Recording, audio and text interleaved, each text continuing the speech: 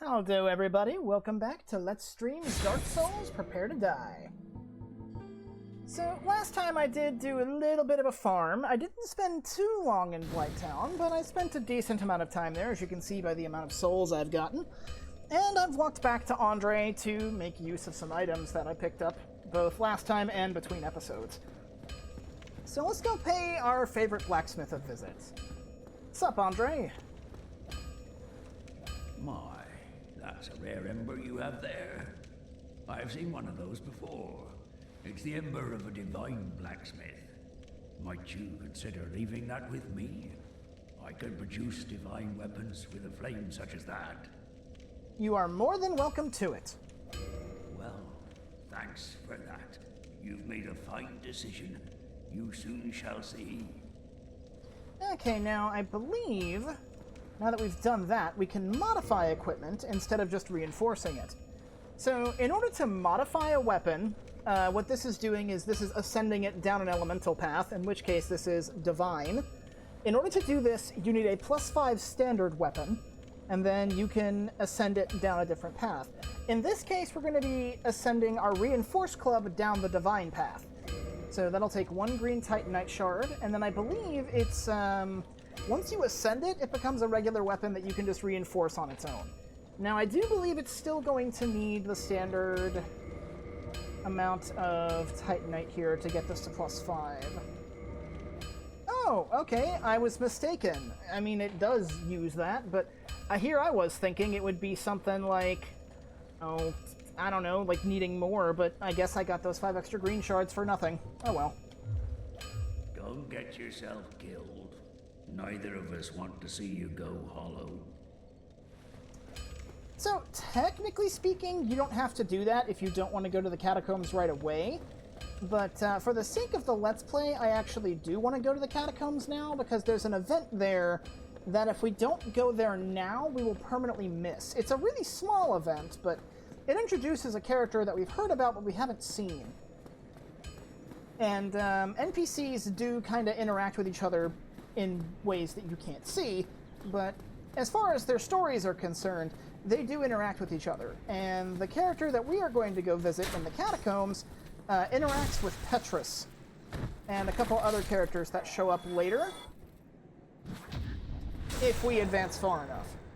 And the point where those characters will show up is right around the corner. So I want to go ahead and... Are you following me? Yes, you are. Cheeky, cheeky. Come here. You get a sword to the gut for your trouble.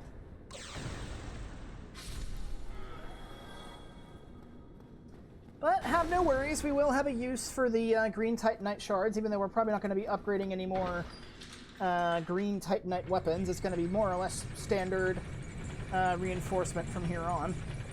But having a divine weapon is very much recommended for the catacombs, due to how divine specifically works. So to go into a little bit more detail about the divine path specifically, if we look at our reinforced club here, and look at the stats, what this does, specifically, what Divine does, is you'll notice it has a D in Strength and a C in Faith. We don't get a whole lot of scaling off of this because the Strength scaling's really bad and we don't have a whole lot of Faith. So how this works is ascending a weapon down a Divine path will split the total damage between physical and magic. The physical damage will scale off of your Strength. The magic damage will scale off of your Faith.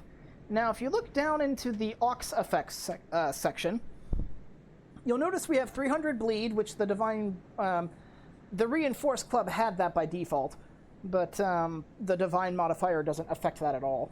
But so what that means is, if we proc a bleed effect with this, assuming it's another player that you're bleeding, the character will take 30% of their max HP as bleed damage. It's reduced for bosses, I think. And then, it doesn't have poison. You'll notice that white ring. That white ring is a divine modifier. And what that specifically means... Okay, good, I can fast roll still. What that modifier specifically is referring to is, that is sort of, I guess the best way to describe that would be a creature type modifier. Kind of think of it, for those of you who have been following the Stooges, kind of think of that like the Worm Killer, the Light Axe, the Coral Sword, or Excalibur from Final Fantasy I.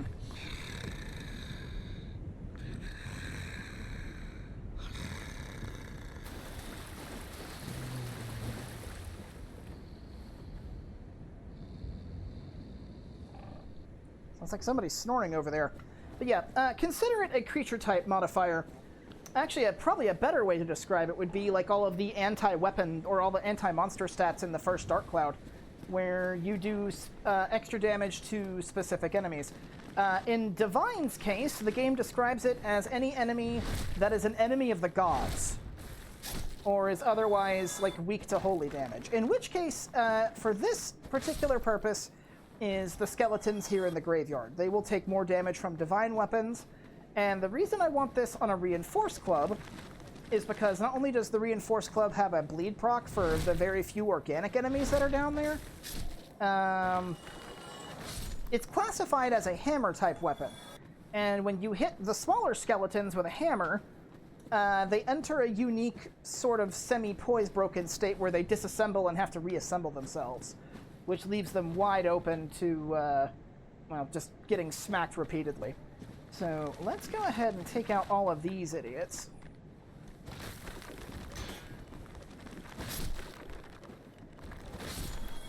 Now, if I equip the Balder Shield, am I too heavy? No, I am still fast rolling. This is a good thing. Yeah, I want to go ahead and clear out the entire graveyard if I can. Or at least with the small skeletons. I'd rather not fight the big guys if I can help it, but I might end up having to. Now, fortunately, since we got the materials necessary... Take that. That jump attack is really easy to parry. But, what was I saying? Oh, yeah. The reason I got this to +5 is just mainly to boost the base damage to where we can kill these guys incredibly quickly. Because as you noticed when we came here the first time, when we were doing like our suicide run to collect all the items, these guys hurt. And when I described their activities as quite literally flaying you alive... Oh, that was a mistake. I mistimed that parry. Ouch. But that was not an exaggeration. These guys literally will flay you alive. Okay. Enough futzing around with parries. So, what these floating heads are, these are not enemies. These are an environmental hazard. They are creatures called wisps. They just kind of float there, minding their own business, but if they detect you, they'll slowly drift towards you. Okay, that's the skeleton's parry stance. You don't want to attack him when he's doing that. But wisps will slowly float towards you when they detect you. And if they get close enough, they'll start to shake and eventually explode. I believe that explosion of theirs does magic damage. So, yeah. So, we are officially in the catacombs now. We are not in the graveyard. We are in the catacombs. And something unique about the catacombs is that the skeletons here are tied to a unique enemy called a necromancer. And as long as the necromancer is alive, if you kill a skeleton with any weapon that is not blessed with a divine modifier, the skeletons will resurrect. You can tell if you're killing them or not. Let me actually find a skeleton. There should be a couple over here. Pay attention to when I kill it. Listen. Did you hear that kind of like noise when I killed it? That noise plays whenever a killing blow is landed. So if you're not using a divine weapon on these guys, you will attack and kill them and it will not make that noise. They will also not drop souls if they're going to resurrect. But the way... Ooh, that got to be real careful. I may have poise, but these guys can still do a number on me. So the way the catacombs are kind of structured is it's a very long, winding, kind of crisscrossy area combining pretty decent lengths of horizontal and vertical areas. But each kind of... It can be kind of separated into little subzones, and each subzone has one necromancer in it. And the necromancer for this little subzone is right down here. But I want to finish my explanation before going down that far. But basically, each little subzone has its own necromancer, and then you have to kill the necromancer to make these skeletons killable via normal means. If you do not kill the necromancer, skeletons will continually respawn unless killed with a divine weapon. Now you'll notice I brought out my Dragon Crest shield because this guy throws fireballs. Those fireballs are surprisingly difficult to dodge. So, yeah, just tank the fireball with fire-resistant shield. Get up close, bonk him a few times, he'll die. They're not difficult enemies, they're just usually either hidden out of the way or surrounded by flunkies. And they're more of a nuisance than an actual threat. Now, we're not actually going to be going all the way through the catacombs. We are going to be going, I'd say, probably roughly halfway. So we're only going to encounter... I'd say probably 3, 4 necromancers at most. No, because there'd be 4, because there's that one right there, there's the one coming up, there's one on the bridge after him, and then there's one hidden in a shaft after that one. So yeah, 4 necromancers. Which is roughly half of them. There's like 7 or 8. Okay, so you'll actually see there's that necromancer right there. We've got a bow. We can take him out from here.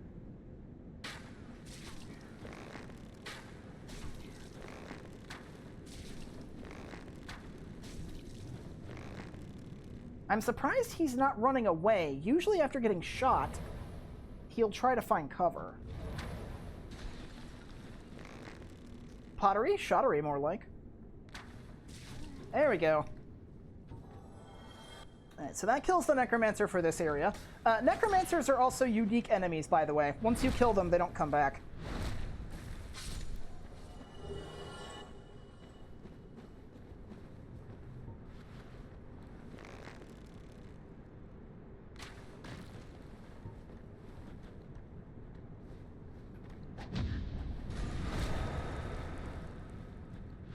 One of the wisps down below exploded. They usually don't explode so soon.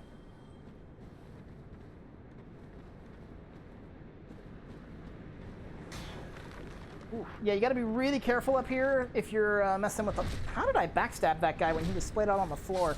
I'm not gonna question it. But yeah, you want to be really careful when you're kind of maneuvering around here, because as you can see, lots of very narrow passageways. Or like narrow walkways and stuff, and that's not a bottomless pit down there, but that's a pretty long drop, so you definitely don't want to be falling down there.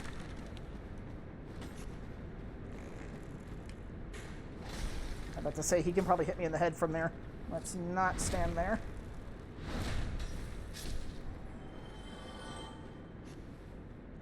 Yeah, as far as like statistics and souls payouts go, or soul payouts go, skeletons are pretty weak.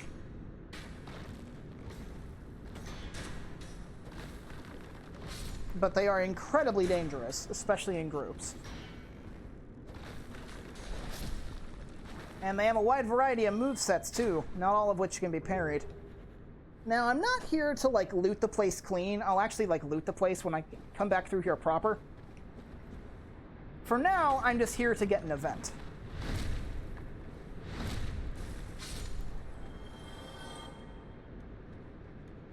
I wonder, because that guy woke up. Can I shoot him through here? Or is that considered like a part of the wall? That is considered a part of the wall. That is nice to know. Okay, I'm not going to loot the corpse in here, but yep, there's a trap.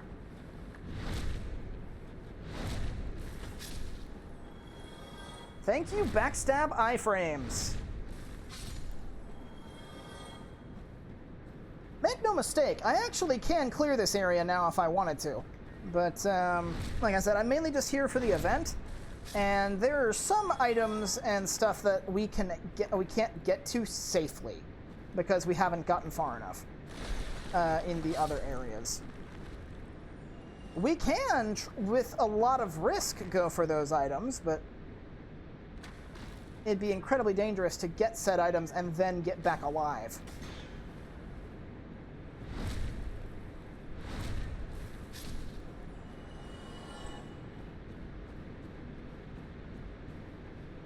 Okay, well, we know this guy's got a guard, so...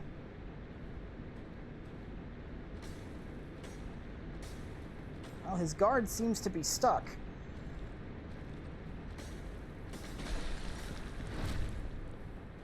Sucks to be you.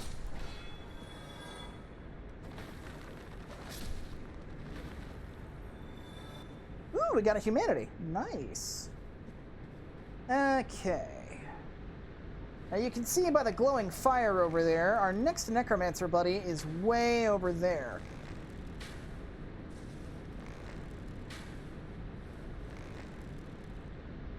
Okay, about to say, we're just out of range of his fireball. So, yep.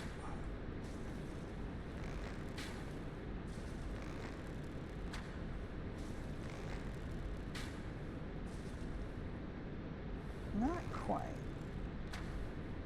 There we go. That should take care of him. Okay, now you'll notice this little spiky pathway thing is blocking us. That's actually a rotating bridge. We need to activate a switch in order to get that to turn the right way.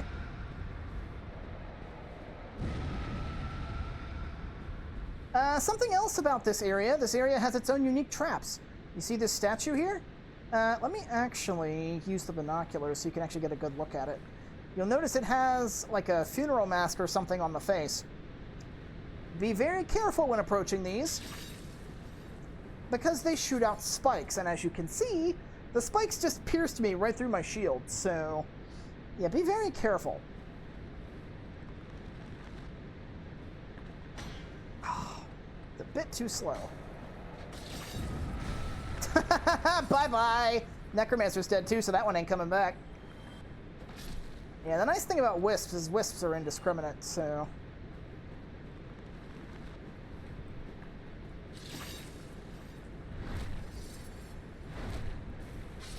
I don't know about the spike traps, though. The spike traps might only be attracted to you, specifically. Mistimed that pretty bad.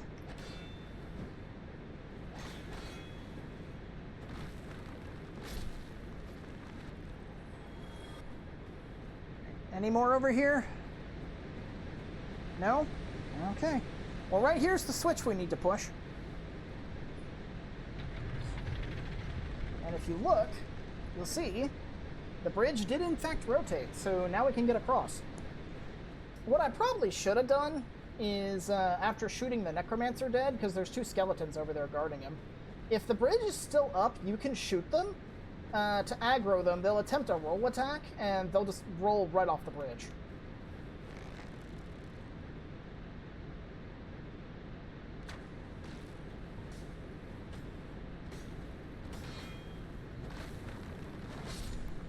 So pay attention to these skeletons. Let me see if I can actually get a good look at his face. Oh, never mind. I guess that's in Dark Souls 3, where that's the case. Dang, my parry timings are all kinds of off tonight. But that's okay. So there's another necromancer in here. Stick to the staircase. Don't try and cut down the middle. You'll fall and you will die. There is a very, very long drop.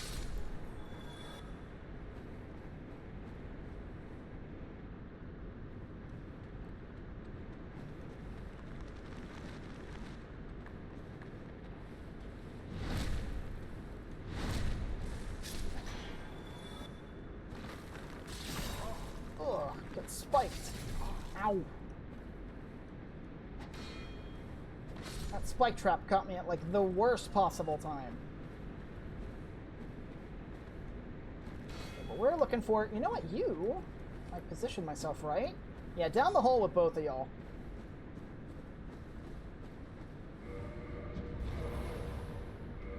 You can see there's our necromancer buddy.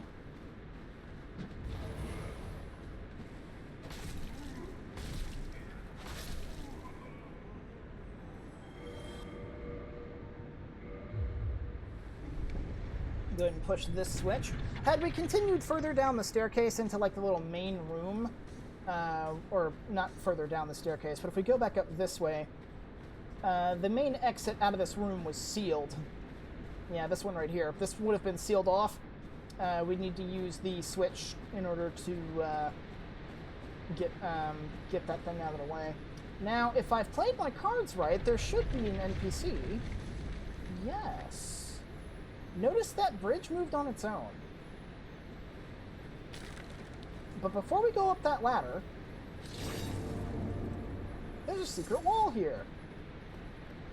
And yes, that secret wall is guarded by a spike trap, so do be careful.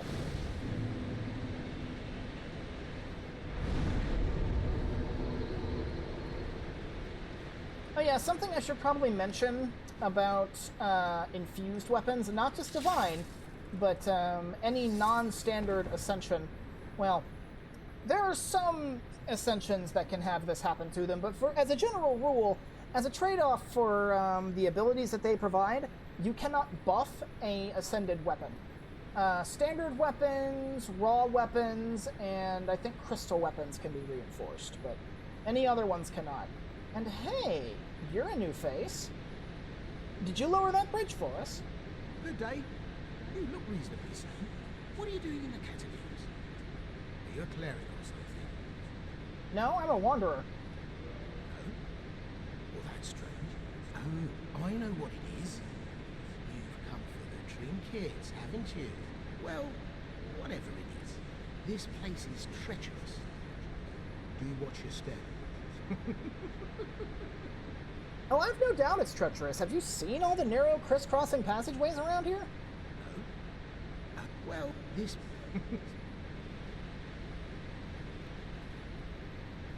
So, fun fact, if your starting class is cleric, the default answer for that question will be yes. You want to tell him no. Okay, pay attention to that little ledge. Whoop!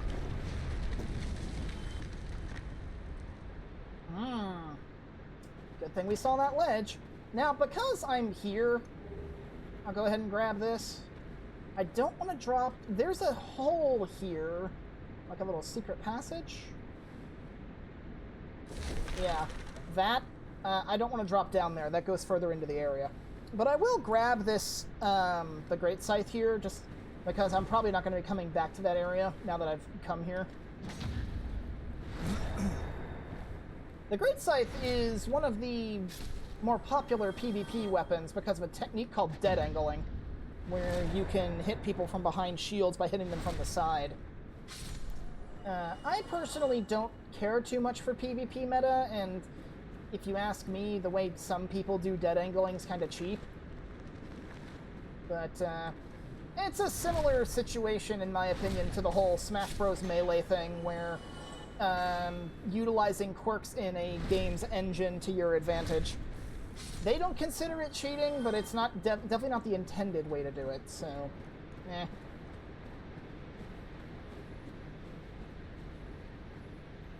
But anyway, yo!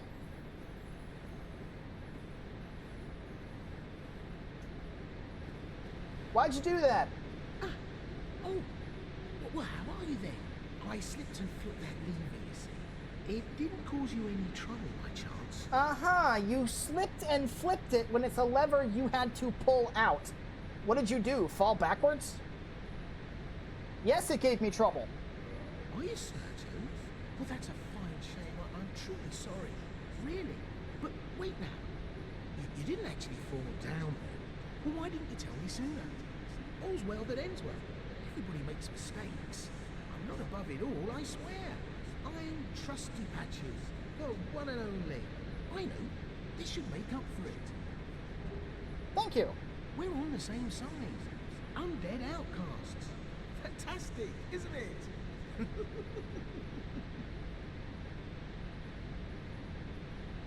We're on the same...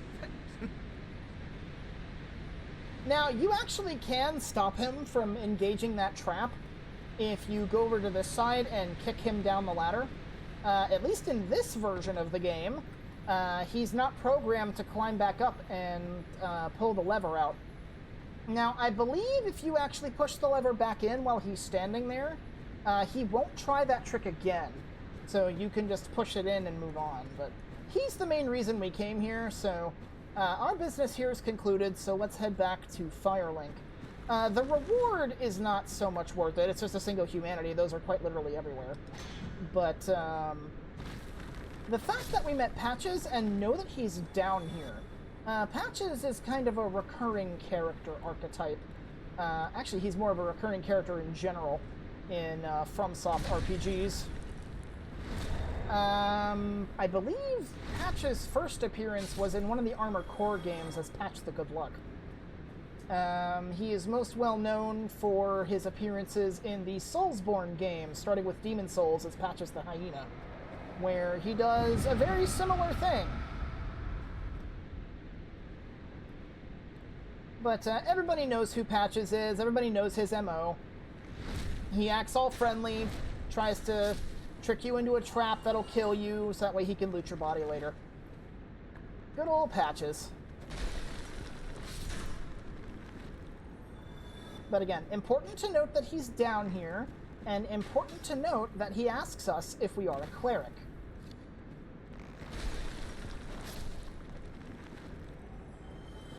So, something to note about that little interaction with Patches is if you said yes to his question...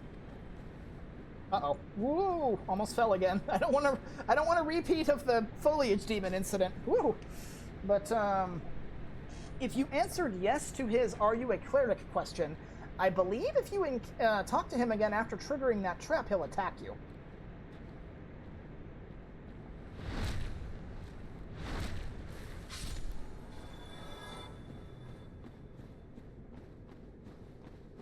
So, with that information, we know that Patches really does not like clerics. And we also know that he is not above stealing people to loot, stealing people, yes. We know he is not above killing people to loot their belongings.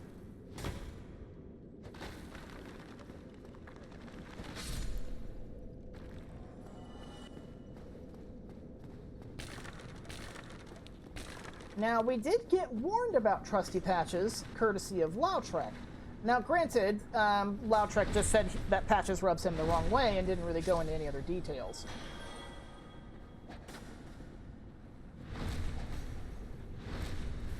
But Lautrec's so far helped us out, so we can consider that good information. Don't trust Patches. And as we saw there, no, do not trust Patches. Now, thankfully, there's a ladder here we can use to get out.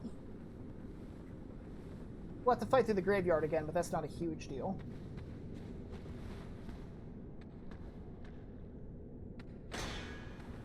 Couldn't quite see that wind up.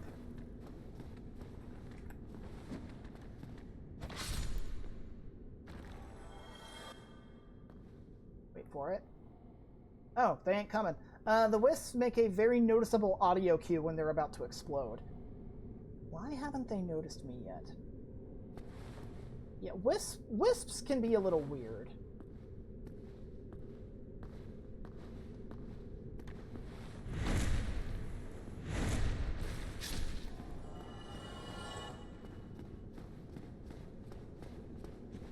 Thankfully, they won't follow you outside the catacombs.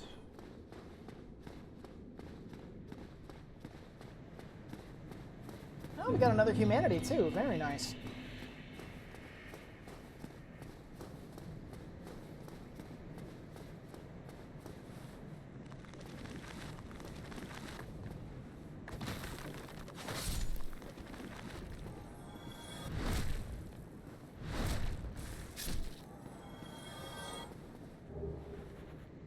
Thank you for your sword.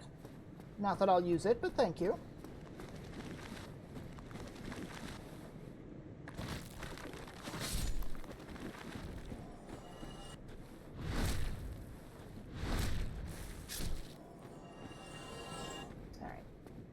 And that should do for our adventures in the graveyard and the catacombs for now. We will be going back there later, but we have no further business down there.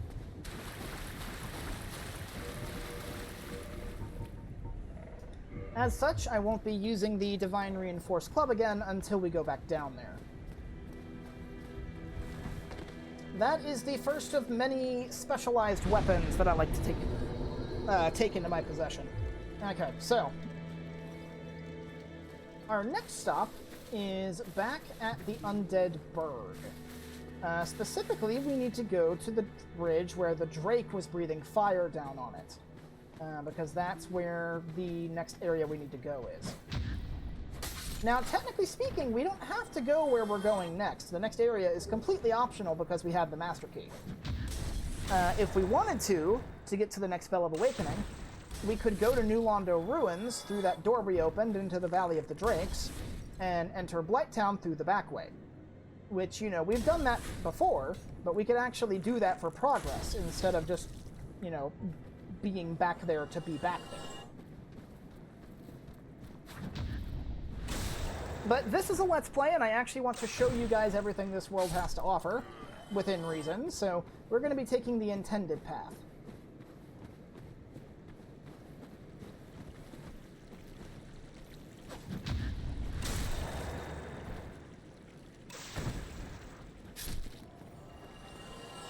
Actually, before we go in here, I should probably check with our NPC friends and see if there's any new information.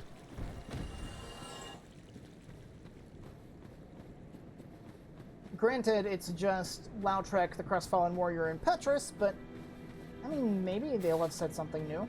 Petrus might know something, since we went to the catacombs and everything. But we'll see. Yo, Lautrec! Oh. Nope. Okay. I was about to say, I found Patches. Though, granted, he did say he would kill Patches if he ever saw him again, so... You again? There's nothing to speak about, really. Oh, actually, something strange did happen. That crow flew off with somebody in its clutches. I think it was a man curled up in a ball. Stranger things have happened, right? No, maybe not. I was about to say that was probably me, but yeah, that's him hinting that you can go up to the nest and get back to the asylum. Hmm? Okay. Well, I figured I'd check with him, see if there's anything interesting there. We got a little bit, and I'm pretty sure Petrus isn't going to say anything new. His dialogue's very, very limited. So let's head back to the Burg then.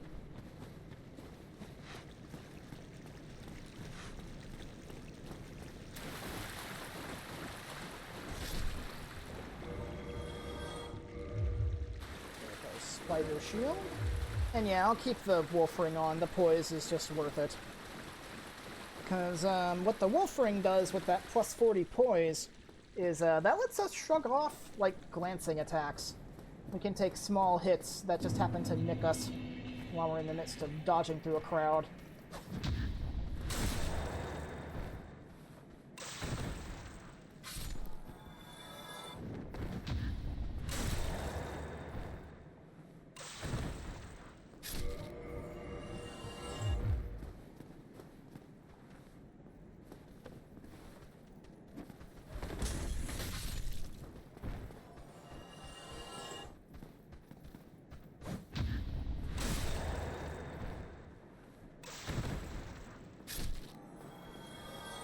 You dropped something. Firebomb?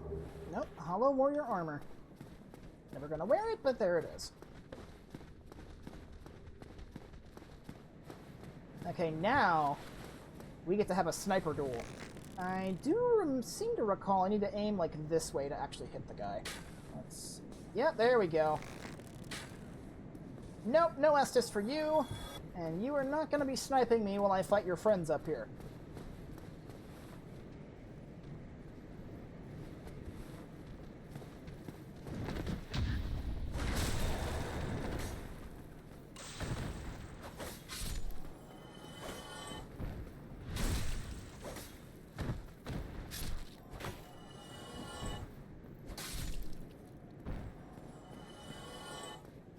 Since we're in the area, let's hit up the Undead Merchant, see if he has anything new. Well, new to say. His stock never updates.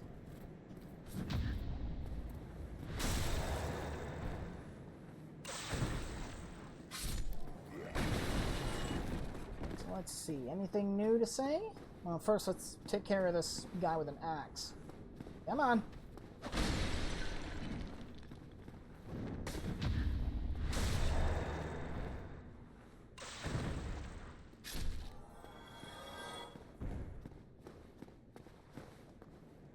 Yo.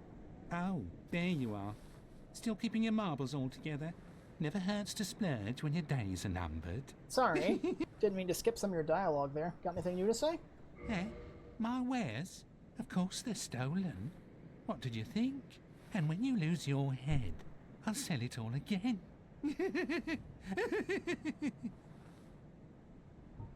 Oh, this one. Ain't she lovely? Her name is Yulia. She's plumb in love with me.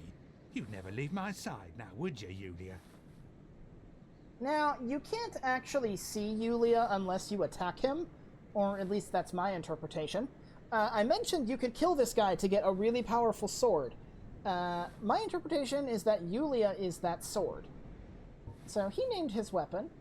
I like that, that's cool. Oh, you can forget it. I'm all that she needs. Careful!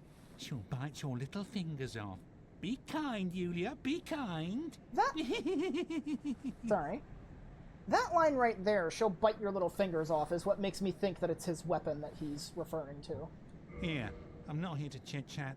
We talk business, or we talk nothing at all. Yeah, this guy gets a surprising amount of updated dialogue for how relatively remote he is.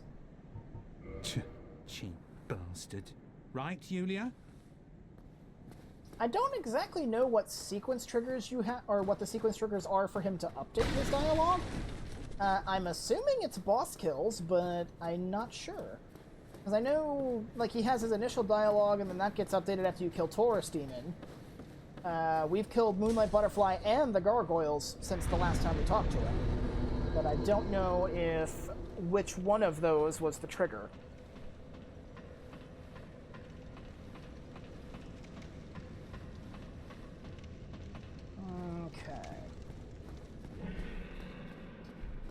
Good. The dragon's already on the bridge, so that's going to make this easy.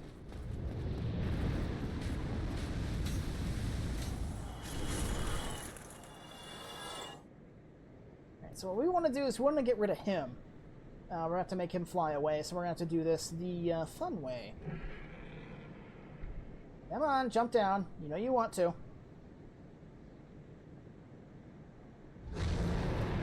Run away!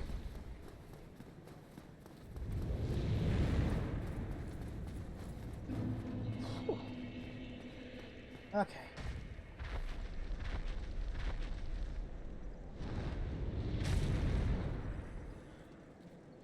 Yeah, he's on his perch. He can't reach us over here, so he's just going to fly off. And now with him gone, we can go this way, across the bridge, safely.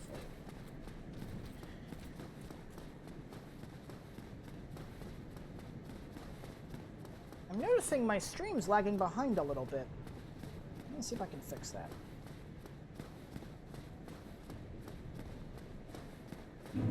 Alright, so, what we need here is we picked this up earlier, so technically we didn't have to do this, but I believe we picked up the basement key.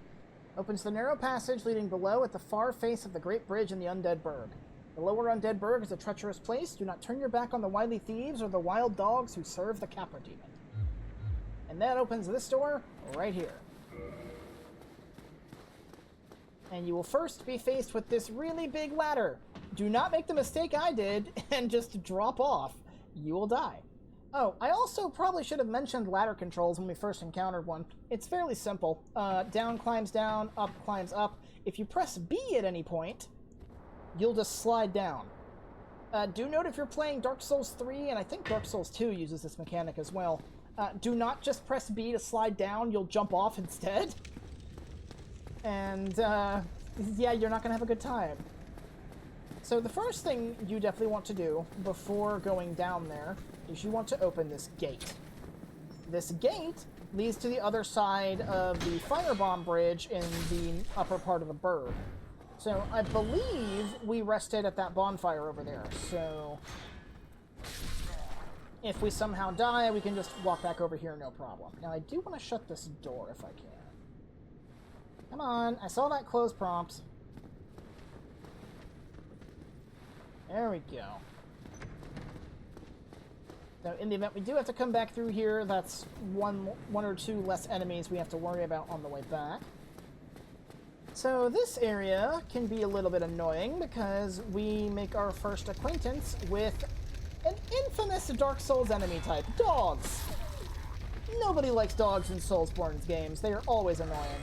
They're fast, they hit pretty hard, and in Dark Souls 1 in particular, they get really stupid iframes during their jumps because the iframe starts before they even jump. So let's head over this way first. I'm going to want the Dragon Crest shield for this one because there's a lot of dudes wielding fire.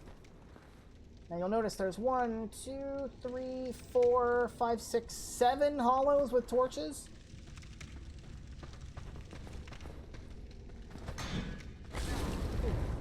That burned. And you get a whole bunch of these guys lined up, you are going to be in for a lot of pain.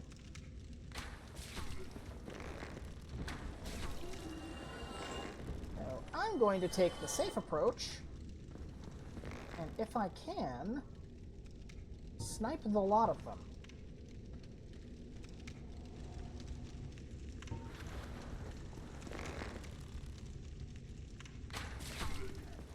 That takes care of that side of the ambush. As the guy furthest away is behind the corner of a wall, so he won't actually be able to see us do this.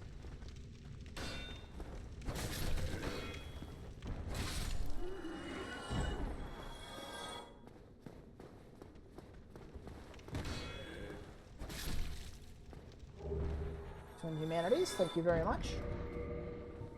Okay. That should be the only fire enemies around here, so we can use our standard shield for the rest of the way. I don't think you don't have to worry about poison down here. This is mostly a bleed area.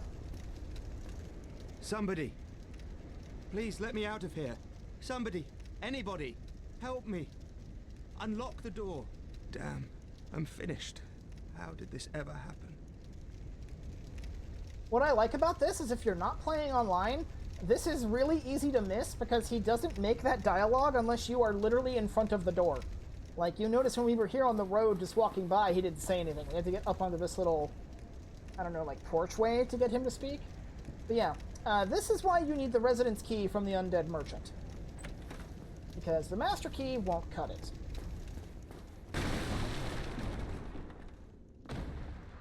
Brilliant. You opened the door for me. Thank you. I'm saved. I thought I might never escape. I am Griggs of Vinheim, a sorcerer of the school. I am much obliged for your assistance. Thanks to you, I may now resume my travels. Thanks, I was just going to loot this body here, though. The Sorcerer set. And a Sorcerer's Catalyst. If you don't know about Dusk of Ulasil and you didn't start as a sorcerer, this is the first real catalyst that you can equip. Oh, hello. I'm fine. I will rest a while, then return to Firelink Shrine. I have my sorcery, and I will be more cautious next time. Besides, I have an important task at hand. Alright, well, you be careful, you hear? How did you get locked in here, anyway?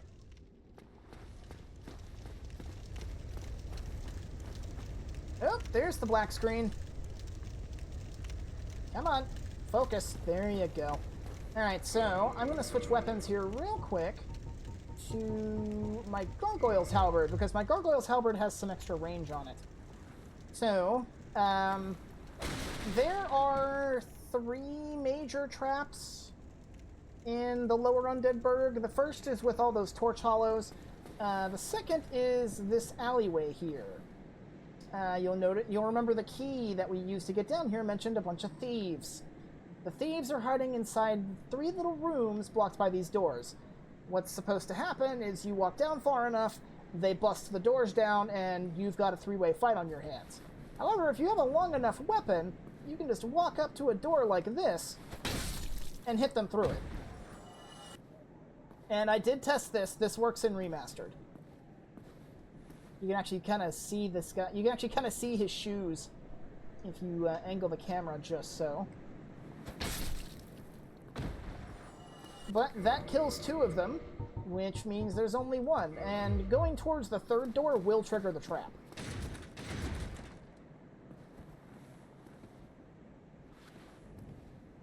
You were invisible for a second there. So you want to be really careful with these guys. Because they wield bandit knives. These are classed as a rogue type enemy. What that means is if you give them half a chance, they will backstab you. So don't let them hit you from behind. They also have a parry stance, where they kind of hunch forward with their knife kind of held menacingly around off to the side of their face. If you attack them while they're doing that, they'll parry you. And their riposts don't hurt as bad because they're not hitting you with a rapier, but bandits' knives do have an increased crit modifier, so still kind of hurts. Okay, so down here we have another set of doorways in this alleyway here, and this one's got dogs as well. So you move too forward too quickly, you get to deal with dogs and the bandits. Now here we don't have a choice. We're going to have to fight a 3-way fight. If I'm not mistaken... Ooh, he really parried me. If I'm not mistaken, I might be thinking of another guy later. No, I don't think it's these guys that do it. Uh-oh. Whoa, he parried me. Woo! I am so glad I was, like, at the very edge of his parry range when he did that. You know what? To hell with y'all. Oh, they do throw... Okay, I was like, wait, I was thinking maybe these guys were not the ones that did that, but no. If you stay far enough away from them, they'll throw throwing knives. You probably saw one whiz past my head while I was charging the Drake sword. But yeah, trying to fight these guys in a group is not fun. And here comes the next dog. Unfortunately, you can't aggro the dog without aggroing the thieves. Ooh, a corpse in a barrel. Our Soul of the Lost Undead. I believe we picked up a mail breaker earlier. Yeah, we did. Each one of these little sets of 3 rooms has an item in it. The first one has a mail breaker. The second has the black leather set and a target shield. The black leather set is the starting armor set for the thief class. And the target shield is the first, I believe the first anyway, specialized shield for parrying. You may notice when I parry with the boulder shield, or any medium shield for that matter, he just kind of swipes it in front of his face and knocks aside whatever's coming his way. If you have a target shield or other specialized parry item equipped, instead of just swiping it in front of his face, he does a little flourish instead. The animation's a little longer. You get better parry frames. I don't think you have as many recovery frames afterwards either, but it's really bad for blocking. It's a good tool for practicing parries, though, if you're not doing the block parry method. Now, there was a fog wall there. That is a boss door. I do not want to go that way. I want to go this way first. That guy's probably going to heal. Now he I don't think he was going to... Well, too late to find out now. He's dead. But yeah, here's the final major trap in the area. Just 2 of these guys.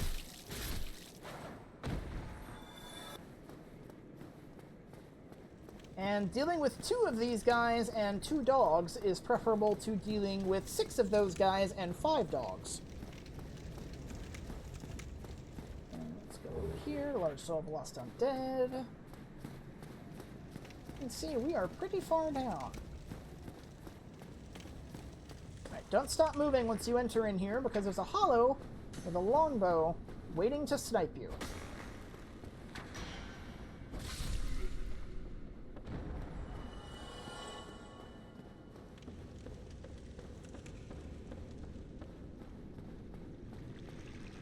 Oh, hello. You're friendly looking. You still have your senses about you. Then why won't you buy some of my moss? I need your souls.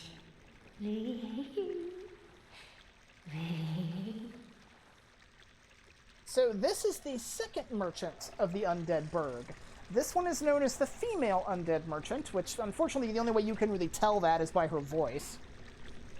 But she's more of a general supply merchant than the other one was. The other one's kind of like your basics, like weapons, armor. I think the only thing he doesn't sell for basics is spells. This one is more of a generalist consumable merchant. This is a wonderful place, don't you think? We have water, moss, moisture, these nice iron bars. I like it here, I really do. Nothing good ever happened to me in life, but now that I'm undead, I've never been happier. You've come to this land at a bad time. There are nothing but hollows in these parts, save for me, of course. You're undead too, aren't you? You be careful then. I mean, there's another merchant just like you in the upper part of the burg. Though granted, he's not trapped in an aqueduct. Go down along the side to reach the depths of the undead burg. Only unkempt crooks and liars to be found there. Hardly a place for a lady like myself. But who knows? Maybe you'd fit right in. You've come to this land. There are no you're undead. Okay. I think that's basically the extent of her dialogue, so let's see what she has to sell. She's got a blooming purple moss clump. I will purchase one of those to trade with Snuggly. Let's see. She sells dung pies. She sells various pine resins you can use. You can use charcoal pine resin for fire damage. Interestingly, you can use rotten pine resin to poison your weapon, so that it inflicts the poison status effect. Let's see. She sells transient curses, homeward bones, a prism stone. I'll buy one of those to trade with Snuggly. And let's see, she's also got a humanity for 5,000 souls. She only has the one, and I've got the extra souls from farming those Titanite shards, so sure, I'll take it. And then she sells purging stones. Note that these are here, in case you ever get cursed. Hey, Nocturnal. Meow. My fur baby just walked into the room. Come here, sweetie. Come on, it's okay. Is this in the way? No, you don't want to come in here? Okay. Well, it was nice seeing you, sweetie. Okay, let's see. Yeah, she's got like the standard ammunition types. You can buy fire and poison arrows from her if you care. I don't. Standard arrows will suit me fine.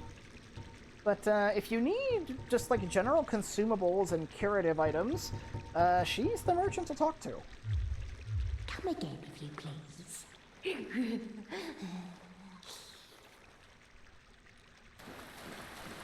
Alright, so, the reason I wanted to come this way first was to get access to a slightly more convenient bonfire.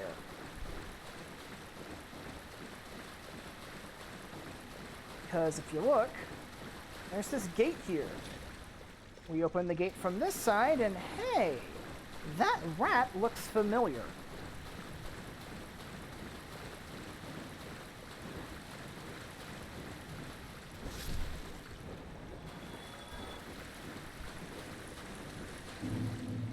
And we're back in Firelink.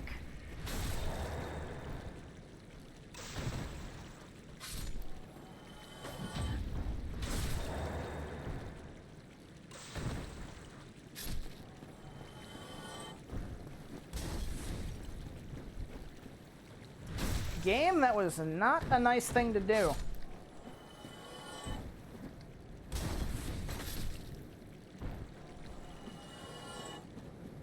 Oh, he dropped something. Firebomb? Firebomb. Nice.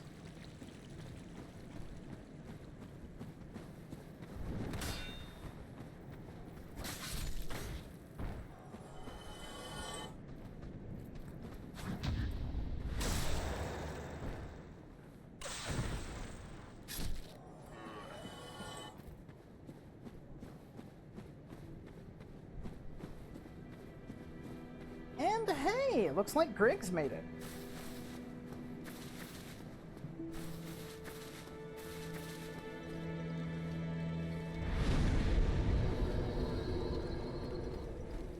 What's up? How did that nutty sorcerer make it back? Unexpected. But I suppose stranger things have happened.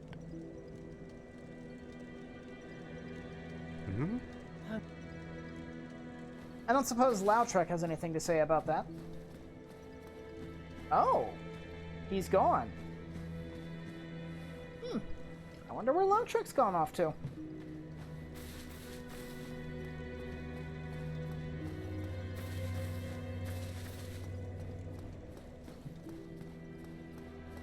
I want to check something real quick.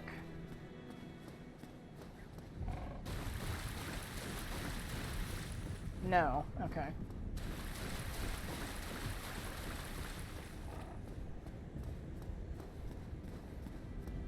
I don't think Petrus has anything to say either, but you never know, he might. What's up, Petrus? Oh, hello. Miracles, I presume? Yes, I know. I'm afraid that may be... No, I didn't think so. Come again. The effectiveness of the teachings depend upon your faith.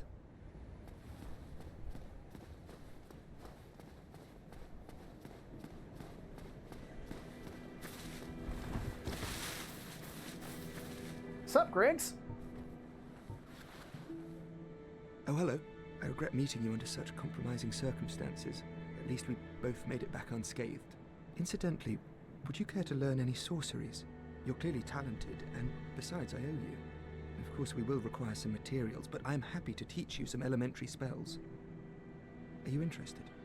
Yes, I am. Now, something important to note is if you talk to him after freeing him, and your intelligence is not at least 10, he will not extend this offer. He will thank you for saving him, and then just give you, like, a generic sort of farewell. And he will consistently do that until your int is at least 10. Splendid. Very well. I am pleased to have a chance to give something back. Well then, let's get started straight away. Okay, so, mind telling me what you were doing down there? Who locked you up? Have you heard of Big Hat Logan? Master Logan is a great sorcerer and my teacher. Both of us came to this land as undead. But one day, he departed, leaving only a note. I suppose he wished to keep me out of harm's way. But where does that leave me? I have dedicated myself to sorcery, but Master Logan could find no use for me.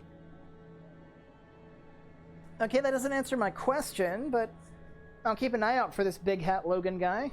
Who knows, I might run into him just like I happened to run into you. Yes. The note that Master Logan left. It only said he would travel to Anolondo by way of Sen's fortress. I can only guess that he seeks the regal archives. For Master Logan is a tireless pursuer of wisdom. Wisdom trumps all. Everything else is hogwash. When the curse turned him undead, I'm certain that he only felt it was the perfect chance to visit this land. I only wish that I had his courage. Well, I imagine he's probably out and about somewhere, because Sen's fortress is locked up tight. Good luck getting in there. 2 things are required for sorcery. First, you must equip a wand. Second, you must attune a sorcery. Then you will be ready to fire away. Oh, and don't forget to aim. Well, I've already got a catalyst. You like it? It's fancy. 2 things are second, then you... Oh, and... Okay, so he's out of dialogue for now, but I do actually want to purchase some spells from him. You can also purchase a Sorcerer's Catalyst, and you can purchase some rings. The Bellowing Dragon Crest ring, I believe what that does is it says it boosts sorcery, but what it specifically does is it increases the damage of specifically damaging sorceries and damaging pyromancies too. That's a bit of a holdover from Demon Souls. Because in Demon Souls, there were only 2 classes of magic. There was sorceries and miracles. Pyromancies came in Dark Souls 1 here. However, in Demon Souls, there were 2 separate subclasses of sorcery. There were sorceries that did magic damage and sorceries that did fire damage. Fire sorceries were split off and became pyromancies. However, due to holdover code, the Bellowing Dragon Crest ring treats pyromancies as sorceries for purposes of the damage boost. And the Lingering Dragon Crest Ring is the one I would probably use, because I play a very buff-heavy playstyle most of the time. The Lingering Dragon Crest Ring increases the length of your buffs by, I think, 20%. And the Bellowing Dragon Crest Ring's damage boost, I believe, is also 20%. But basically, more damage on your offensive spells, more duration on your buffs. He also sells a basic Sorcerer's Catalyst, which you don't need to buy from him because the corpse in the room where you found him has one for free. And then the various spells he sells. We have Soul Arrow, Heavy Soul Arrow, Great Soul Arrow, Fall Control, that's the one that I want right there. Let's see, Great Heavy Soul Arrow, Magic Weapon, I want to pick that one up too. Oral Decoy has its uses, but I probably won't pick it up. And then Magic Shield is probably one of the sorceries that I've never used because it's really awkward to use. But I believe that's everything I need to purchase from you for now. So hey, thanks for teaching me. All right. That'll do it. That should help you on your journey. May we meet again. So let's hit up the bonfire and take a look at these spells.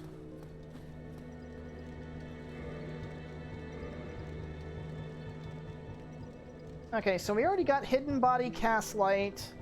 I believe I looked at these before. Yeah, I read these already. So let's look at these. Magic Weapon.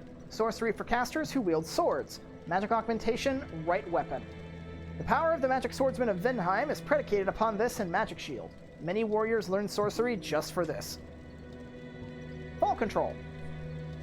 Sorcery developed by a certain surreptitious sorcerer at Vindheim Dragon School.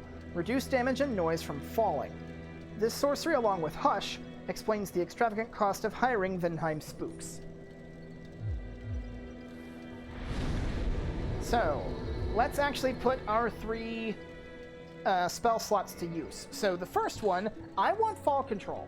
I'm going to be keeping Fall Control there for basically the entire game, because being able to negate fall damage is very nice to have.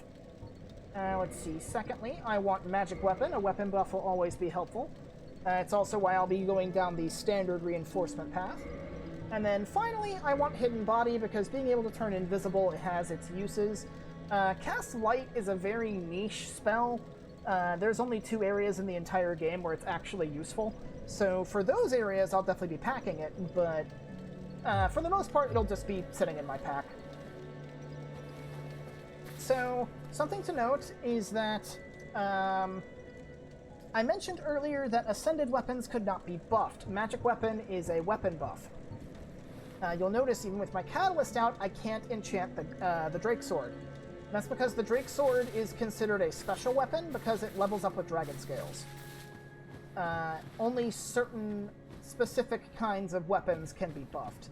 I believe I mentioned earlier that that includes standard weapons, raw weapons, and crystal weapons. Those can be buffed. Any other weapon type cannot.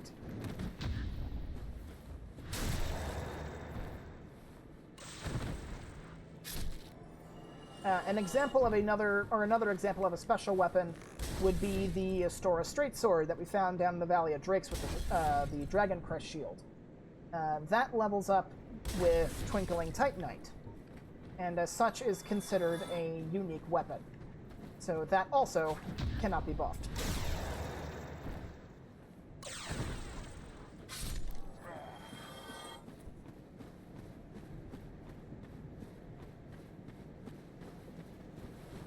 And then the final class of weapon is Boss Soul weapons, which upgrade with Demon Titanite. Those also cannot be buffed with Magic Weapon and the like.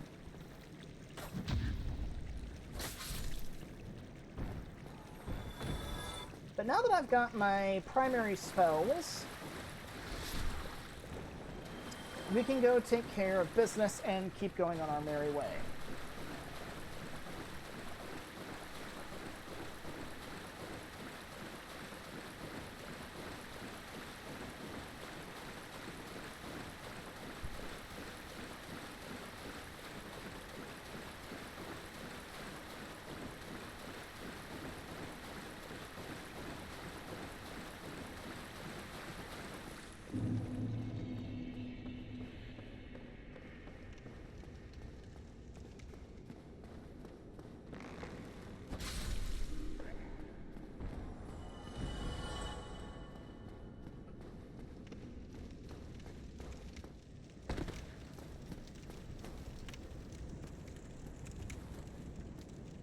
I think you heard me falling.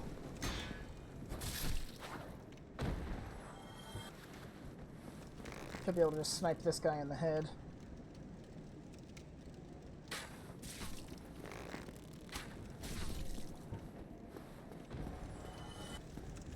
Right, now that just leaves the 2 dogs guarding the boss fog, and we should be good to go.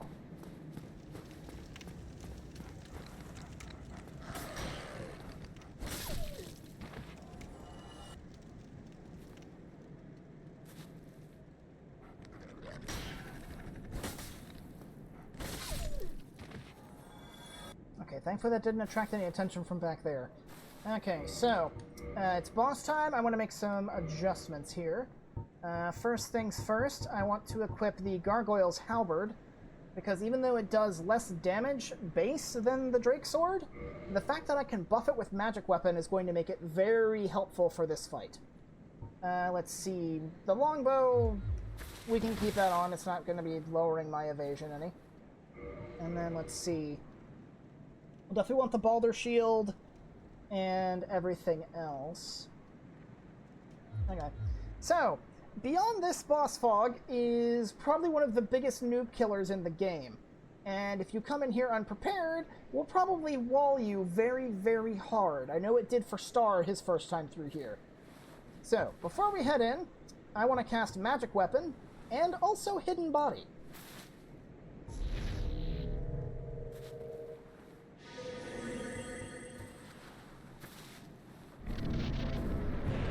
So normally when you come in here, Capra Demon is accompanied by 2 dogs, one of which you can see here at the top of the stairs. Normally when you come in here, all 3 of them will mob you, and basically, you'll notice Capra likes doing that jump attack of his. He likes doing that the second you walk into the arena. I don't even know how that happened. I think I jumped on him, but generally what usually ends up happening is Capra does the jump attack, which flattens you and gives his dogs time to finish the job. So what you want to do, regardless of whether you have Hidden Body or not, is you want to make a break for the stairs, because that puts them in a position where they can only really come at you one at a time. Woo. And then you can kill the dogs, and then that makes the fight a lot less dangerous. So I want to go up here, get his attention. He'll try to come up here. Yep. Reapply my buffs. And then once he moves, lunge! Take that, Capra!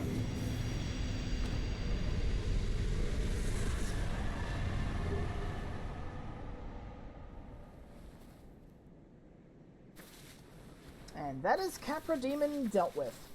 There's a couple of other ways you can deal with that. As you may have noticed, Capra did not do enough poise damage to poise break me with 1 attack.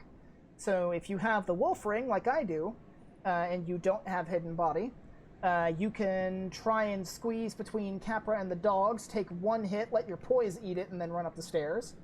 Alternatively, if you have Oral Decoy, I've tested this with Alluring Skulls. For whatever reason, it doesn't work with those, but with Oral Decoy, it does. Oral Decoy is effectively an Alluring Skull, by the way. You shoot a little laughing orb, and enemies will attack it. But if you have Oral Decoy, you can shoot that next to a wall or something. Like, you come in here, maybe you shoot it at this little archway, and instead of attacking you, Capra and the dogs will go after the decoy, which lets you go up the stairs. If you're feeling particularly cheeky, you can stand somewhere back here and lob fire bombs over the actual archway and kill the Capra Demon with fire bombs. Personally, I prefer a more direct fight because I actually know how to fight him. But yeah, as you can see, my preferred approach is using Hidden Body. So let's head back to Firelink then, because I want to level up before going to the depths. Oh yeah, that's actually something we got from Capra. We picked up a key. Let's see. Key to the depths. Key opening the door from the lower undead berg to the depths. Those banished from the undead berg eke out their existence in the depths. A damp layer with no trace of sunlight. Nearly half of the depths form a perilous, flooded labyrinth. The depths also happens to be one of my favorite areas in the game. I don't know why, but I really like the depths.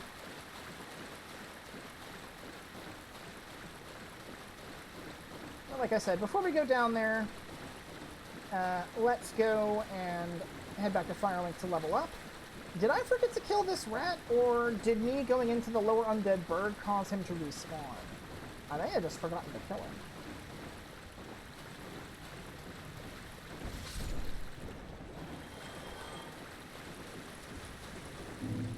No, everything just respawned. Okay.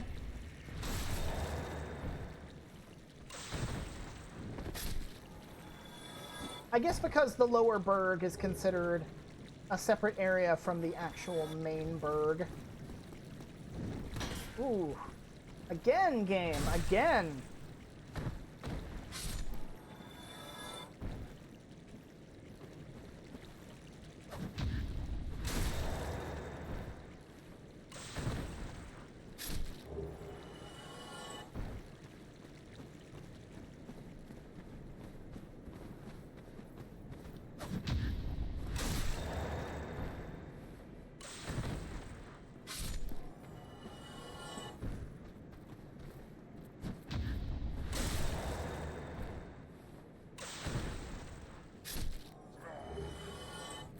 Worthless junk, but thank you anyway.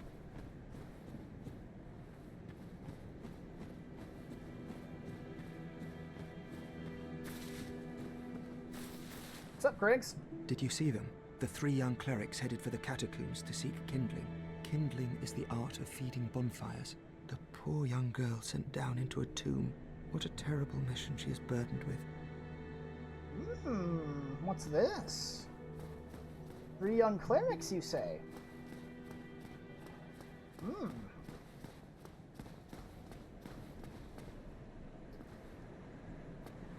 I see your friends have arrived.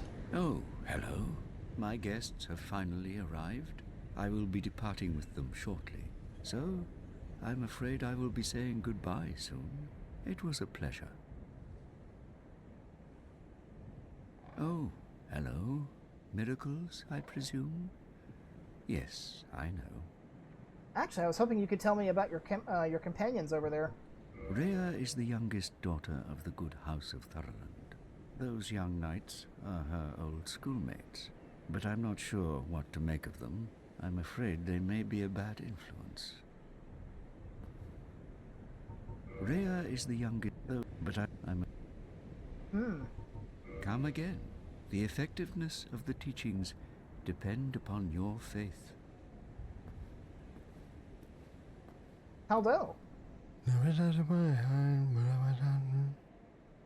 What was that? Can you speak up, please? It's kind of hard to hear you when you're mumbling. Okay, I don't think we're going to be getting anything interesting out of you. What about you? Do you speak normal? What have we here? You look awfully raggedy. Times are grim. The least you can do is look sharp. Don't you dare meet my lady like that. You might scare her off for good.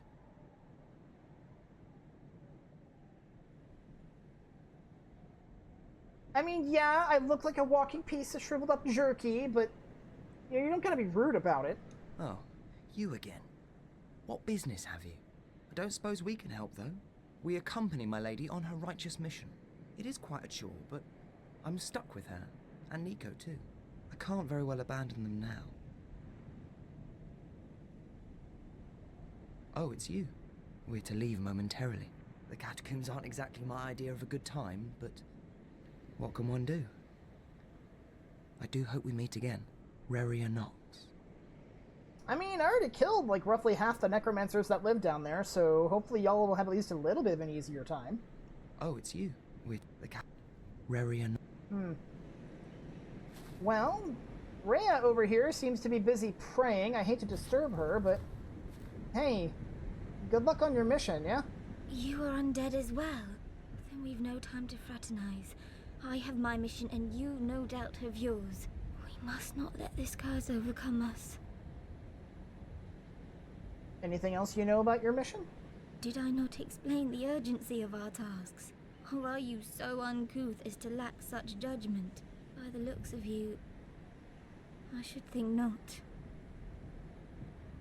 I mean, yeah, you're being rude, but at the same time, you misspelled judgment, so yeah, I can't say I'm surprised. Later!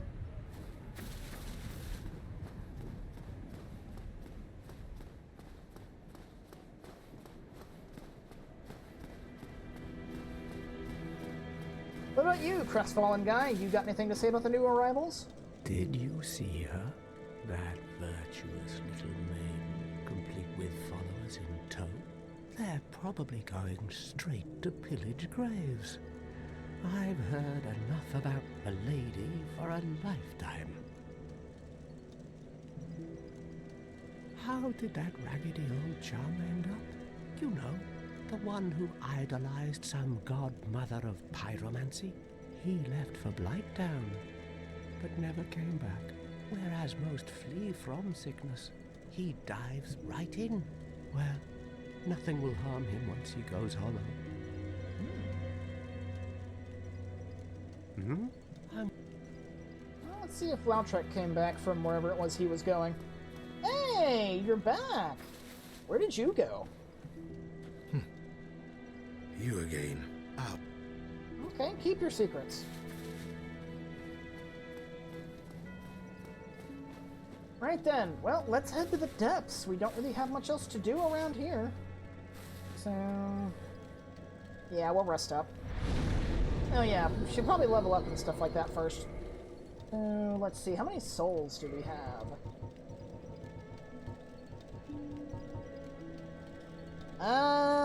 We don't have any. That's unfortunate. Well, I suppose since I'm here, it will probably be more convenient to do this now, since we're nearby. So let's go ahead and head back to the asylum real quick before we level up, and trade a few things with Snuggly, since we're in the area. Let's see, I do have the Blooming Purple Clump. Yeah, Blooming Purple Clump and a Prism Stone. I can trade those with her. Nah, it's just 2 items. It'd take a bit to get there, and I'll be going back there soon enough anyway to actually clear it out, so we can talk with Snuggly when we actually have reason to go that way. Alright then, well, we don't have any souls to pop, so we might as well just level up. Let's see. I want to get strength up to 24 if I can. 21 looks to be the limit for now, though. That's okay. Let's see. How is this looking by comparison now? So let's see. That is now doing 206. If I'm reading that right. 206 compared to 200 base. So yeah. We are now leveled up enough to where the Gargoyle's Halberd will outdamage the Drake Sword every single time. So let's use this now instead. No more Drake Sword.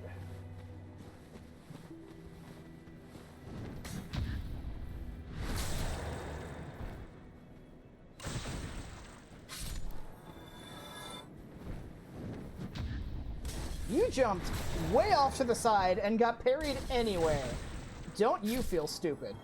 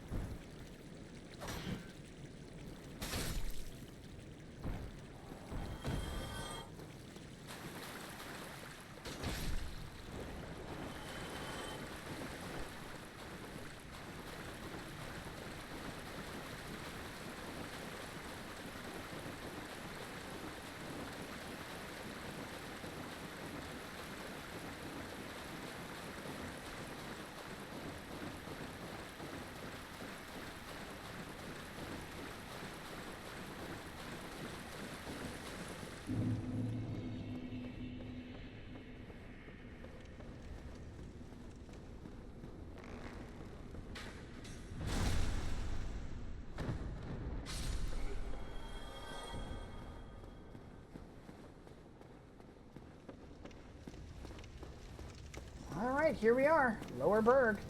Let's go to the depths. Now, the depths is technically divided up into two separate sections. They're sort of like little mini areas. There is the upper depths, which is where we are. We just got here. And then there is the lower depths. Nice try, trying to hit me through the floor. Get parried, fool.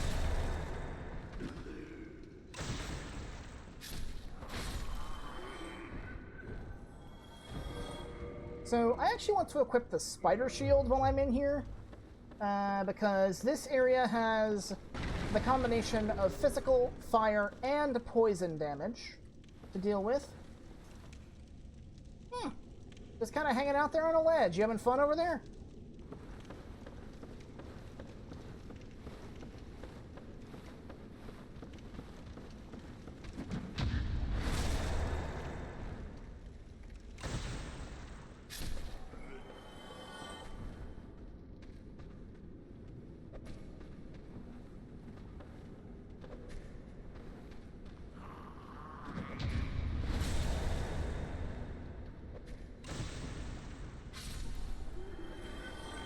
There's a bunch of these torch hollows just hanging out around here, so let's thin the herd a little.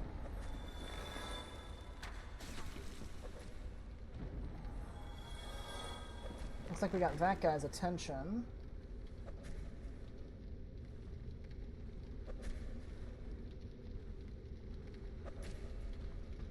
Yep, here he comes.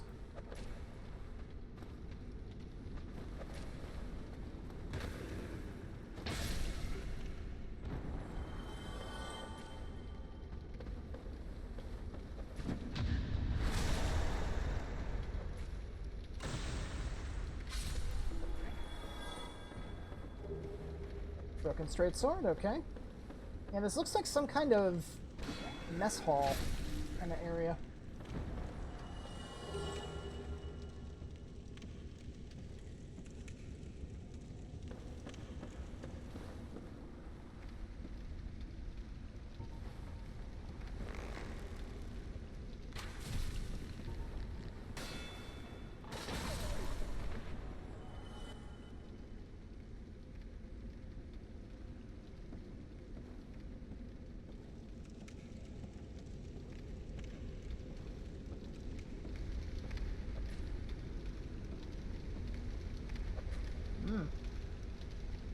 Okay, well, it looks like the chef's busy at work. Can I smack that dog from up here? I can. And that seems to have alerted the chef.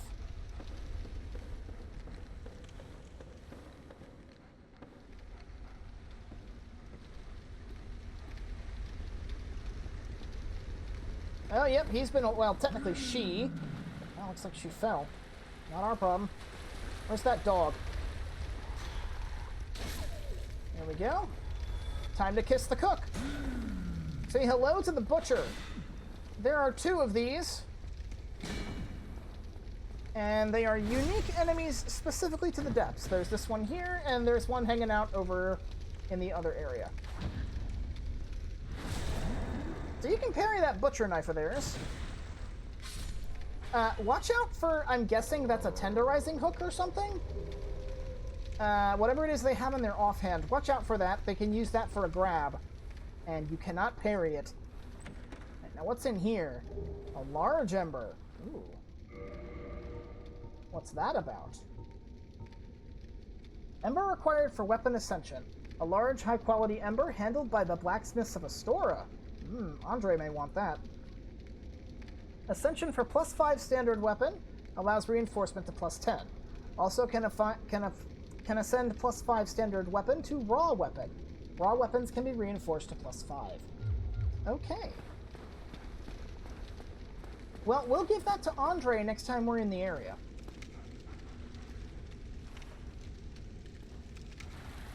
For now, let's deal with this dog.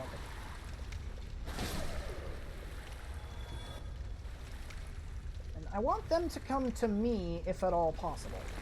Because as you can see, they're underneath this little like low-hanging ceiling or whatever. Not a good place to fight with a halberd. Here, doggy. There we go.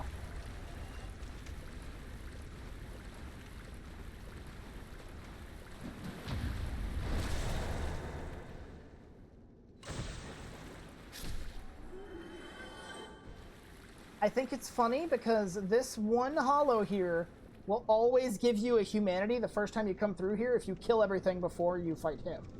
Because the butchers count as humanoid enemies and give a lot of credit to a humanity point. Speaking of which, I see you up there. Can I snipe you in the head? No, but I can shoot you in the crotch. Wow. You must really have nothing between your legs if the arrow literally passed through you and dinged off the wall. Man, that must be a really sorry existence.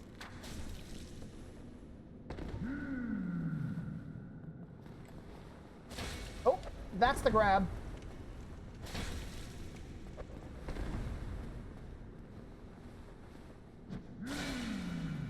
Yeah, I poised through that. That was a bad parry.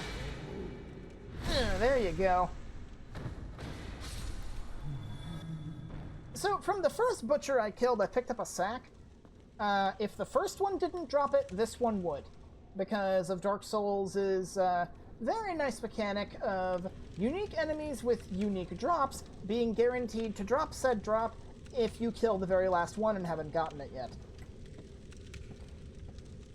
You. Yes, you. Here, over here. Please, you must help me. Ah, somebody else who's trapped.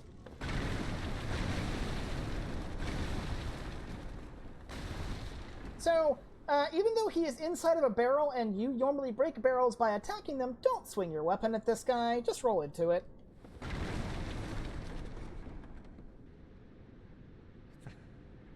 Thank you. I would have been a supper without you.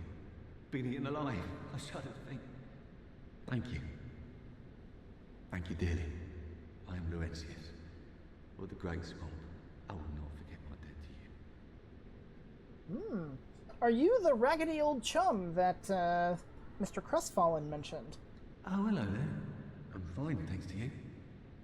Now, he doesn't say anything about it, but he will return to Firelink. So let's go and use a homeward bone and head back there ourselves.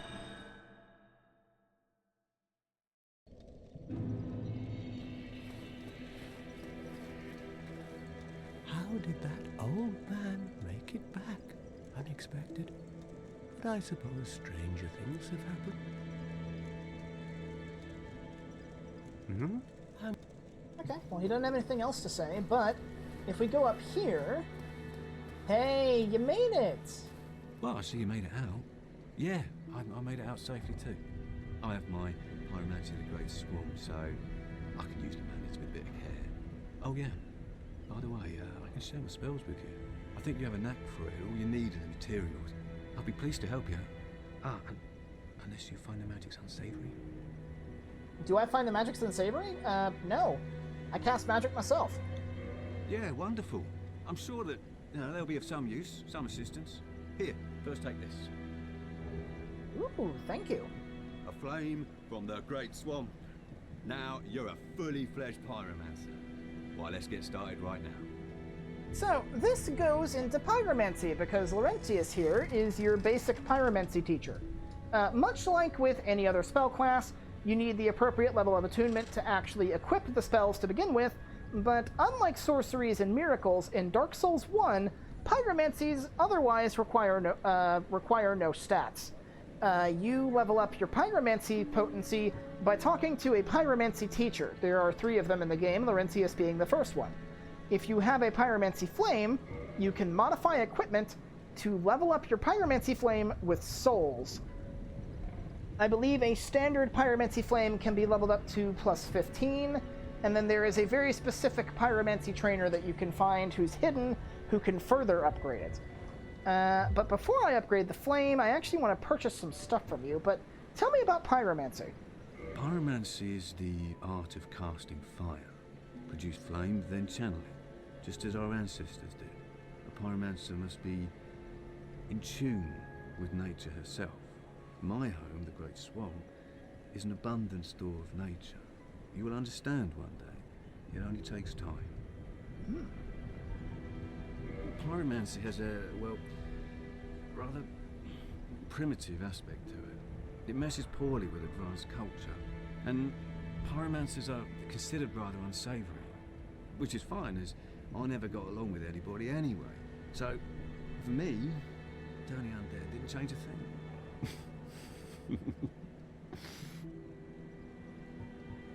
A pyromancer's flame is a part of his own body. The flame develops right along with his skill. When I gave you that flame, I gave you a part of myself. Please take good care of it. I will, Laurentius. I will. Now, can you teach me some pyromancies then? So we don't really need too much in the ways of pyromancies from this guy. We mainly need combustion. This is the one that I want to get from him. Elementary pyromancy, create powerful flame in hand. One of the most basic pyromancies. For this reason, the flame thus created is fierce. So what combustion is I mentioned earlier in the Berg that fireball is basically a firebomb, and fire orb is basically a black firebomb. Combustion is a melee-ranged fiery explosion that you create from the tip of your fingers by pointing at somebody. Very few uses outside of PvP where it does a lot of stamina damage if somebody tries to block it, but it executes fairly quickly and you get a lot of charges out of it, because you can see Fireball only gives us 8, Combustion gives 16. So let's see, I want to upgrade my Pyromancy Flame a little bit.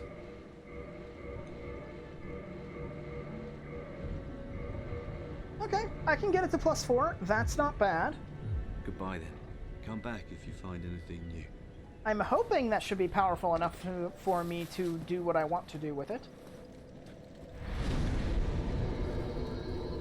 Okay, so I am going to switch my spells around. Let's see, I definitely want Fall Control. I definitely want Magic Weapon, but I'll remove Hidden Body and replace it with Combustion. Because there are some enemies that are really, really hard to kill in the depths unless you hit them with fire damage. And since we just got access to Laurentius and Pyromancy, Combustion will probably be the most efficient way of dealing with them. At least, for now. We will eventually access a source of fire damage that does not require a spell slot. But, for now, this will do it. I actually need to check something. I wonder if... I can't see them from here. Granted, they may just be outside of draw distance. Let's go see if... not Laurentius. Let's go see if Petrus and his little crew are still here. No, they are not. So what's important about why I went to the catacombs is if you go there before fighting the Capra Demon, which is killing the Capra Demon is the trigger for those guys spawning, you can run into Patches and encounter him and, you know, do what we did. After you kill Capra and these guys have spawned, when you leave the area and come back, they will be gone. They are on their trip to the catacombs. So we have a group of 4 clerics heading into an area which is currently housing a man who really, really does not like people of the cloth. So y'all can probably see where that's going.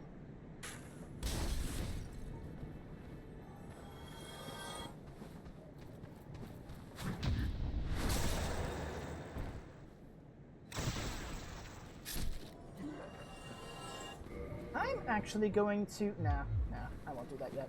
I will keep the catalyst equipped for now, just in case I need to use Fall Control.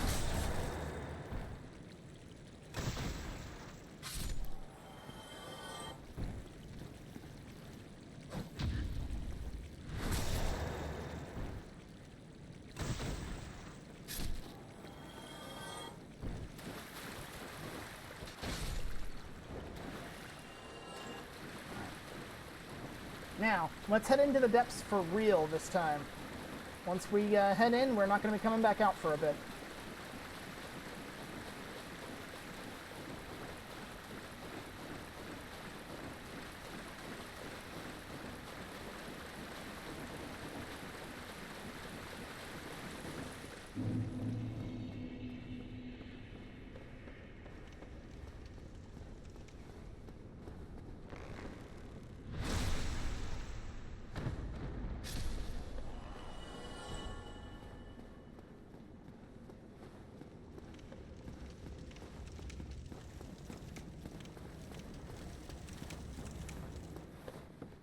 Okay, so as I mentioned before, the butchers are unique enemies. Once you kill them, they don't come back.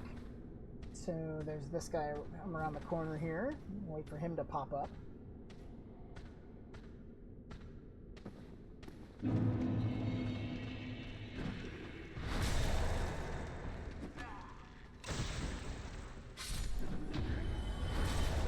Get side parried, fool.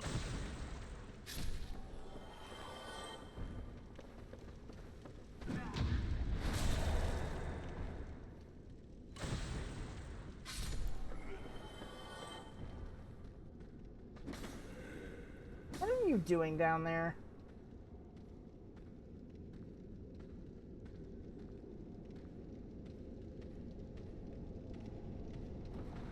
Come on, crazy.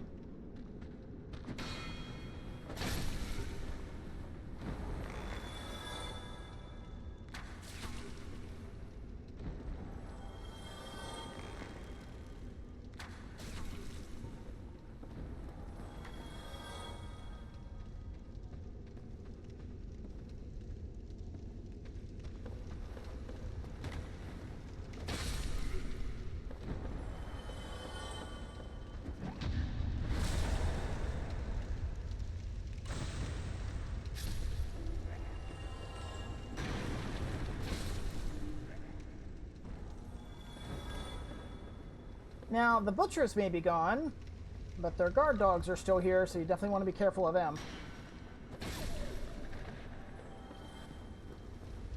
Okay, now I do believe the dog that was guarding this chest, as you can see, he's not here anymore. I believe that one is unique. Now, instead of going over to where we found Laurentius, if you actually look up there, there is a passageway that loops around in this direction and leads to a door. We'll be going that way later. Instead, what we want to do is there's a secret passage right behind these boxes and stuff. And it looks to be where the butcher disposed of their victims. Nasty stuff. But this is important, especially if you don't have the master key, because if you go up here, just ignore the giant rat. The spider shield. This is the other location where you can get one. And it's subtle, but this is the game telling you, if you don't have a spider shield for poison resistance, you may want to have some poison resistance. Okay, so now we gotta deal with this giant rat. This thing's kind of like a mini-boss. So, my question, can I use my large club yet? I can use it. Now, let's squish us a rat.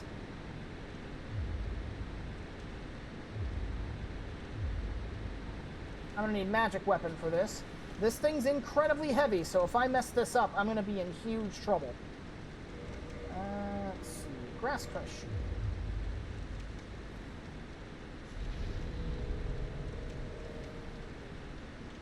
Two hands. And position just right. Jump! Got him! Squashed like a bug. That rat will drop a guaranteed humanity, and we want what's on this corpse. A sewer chamber key.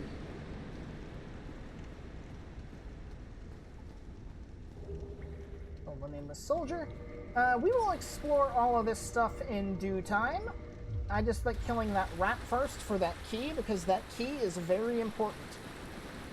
Now, we could go out through that doorway over there, which leads to a bit of a maze, or you can slide down this little ramp. I prefer the slide down method. Just make sure when you're sliding, keep to the left.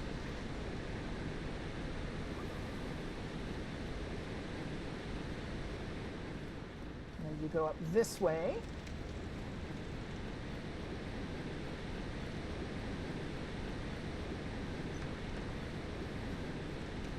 And you have successfully opened a shortcut from the other side. There's a flame hollow up here. Kill him. And then open this door with the sewer chamber key. And this leads to the soul bonfire inside the depths. Let's look at the description for that key. Key to the sewer chamber in the depths. In any community, a few bad apples are sure to exhibit insatiable greed. If they were turned undead and banished to the depths, would they reconsider their ways? Use this key to see for yourself. I don't see what a bonfire has to do with that, but whatever. I won't say no. If you are playing Remastered and are looking to either co-op, well, yeah, actually primarily co-op, but I suppose you could duel people in here too. This area is, like, back here at this little back part of the room. This area is usually a pretty common spot to see summon signs. So if you're playing online, I'd suggest looking back there. Okay, so we're fairly safe from falling right now, so I want to equip my Pyromancy Flame. Excuse me. And go with Combustion. So we are currently in the upper depths right now, and I want to thoroughly explore the upper depths before going to the lower depths. Ooh, nice. Thank you for the humanity. So, the reason I have Combustion is if you look up at the ceiling in this little narrow hallway, you notice there's a bunch of weird-looking stuff. These are enemies that double as traps. These are slimes. Slimes are at their most dangerous when they have not aggroed yet, when they are hanging from the ceiling like that. Because what they do is they hang from the ceiling, and when you walk under them, they dislodge and fall on you. And when they fall on you, they attempt to dissolve you. Okay. I still have a little bit of time. This one right here is always tricky to hit. But as you can see, if I attempt to hit them with the halberd, even two-handed, that doesn't do too much. With fire, however, boom! Slimes really do not like fire.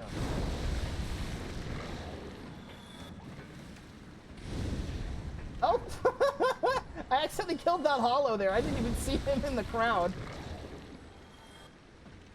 Okay. I've killed most of them, so running past this guy should dislodge him. No? Ah, there he is. Yeah, that one's just really tricky to dislodge. It is specifically for the slimes that I like having Combustion on me for this area. Because once we go through here, slimes only really appear here. There might be a couple of other areas where they show up. I'm trying to think. I know they show up here. In Dark Souls 1, I don't think they appear anywhere else. So yeah, it's mainly just here. So this one up there, you can kind of see pulsating through the ceiling, is supposed to be your very first slime.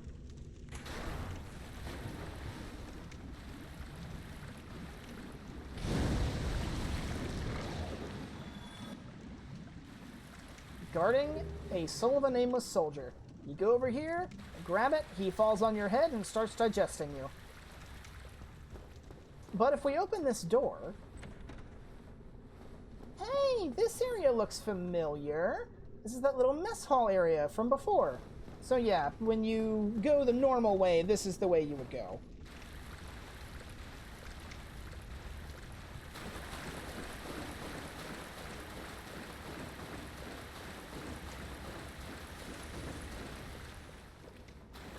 And we've already cleared all the traps out, so that's good. So let's explore the upper depths first. Let's assume we don't have access to the shortcut that takes us to the lower depths. We will want to go this way. Now here, there aren't any more slimes in this area. There are, however, a lot of rats.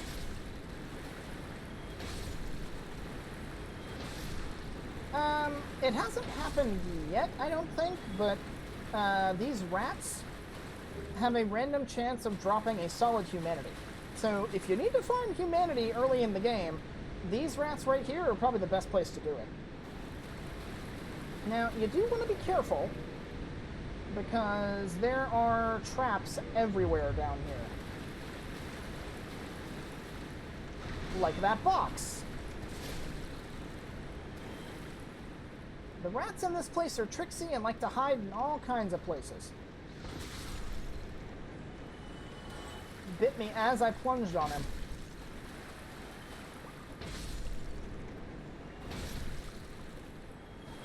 You can also get the sewer chamber key from coming around this side and just grabbing it, but I prefer doing it the other way. So something else that stands out to me in the depths is this really nasty stuff that you just kind of see everywhere. I don't know if it's supposed to be sewage or something, because I don't know about y'all, but I'm pretty sure sewage is not supposed to bleed. Ugh, that's disgusting.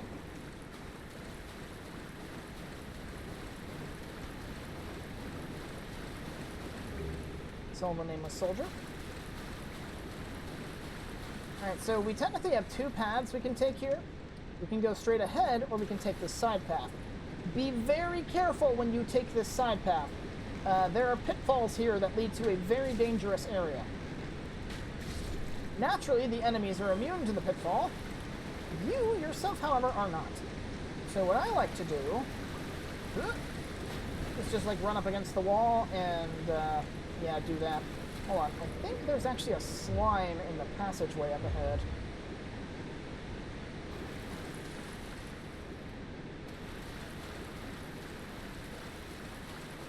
Yeah, just kind of watch where you're going, because only one of the holes kind of like telegraphs itself. Yeah, see, then there's this one here. This one doesn't have water flowing into it. And then if we go up this way, hey, it's where we fought the giant rat. So, be quiet and listen for a second. You hear that kind of croaking sound? That's a very dangerous enemy that is waiting for us at the bottom of those pits.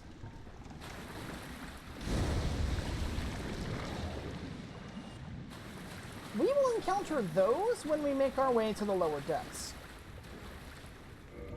Okay, so that should be the last slime we're going to have to deal with in the upper depths. So let me replace the Pyromancy Flame with the Catalyst. Ah, we don't have Hidden Body, so that's not going to help. But anyway, we got a ton of really big rats out here. So let's snipe them and try to get rid of them if we can. Ooh, a bit too slow. And for that poison buildup wasn't too bad. Usually, the reason that kind of threw me off guard a bit, because usually when you shoot one, it does kind of like this, where it aggroes multiples. Oh, they didn't do it this time. But usually what ends up happening is it aggroes multiple of them. Oh, this is going to get obnoxious, having to deal with all these rat corpses. But usually it aggroes multiple rats. And when there's multiples of them, they can't squeeze through the door because they're all trying to, like, push each other out of the way. That guy probably looks familiar. That's a channeler. Ooh. Hold on. I have a bot in my chat. And I can't deal with that while there's a channeler shooting at me. Ban. Yeah, ban that guy. Okay. I'm going to heal real quick before dealing with that channeler, because I don't need him just completely obliterating me.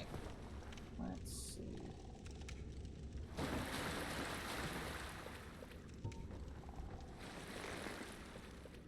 Ah, you can see he did his dance, so we really want to be careful.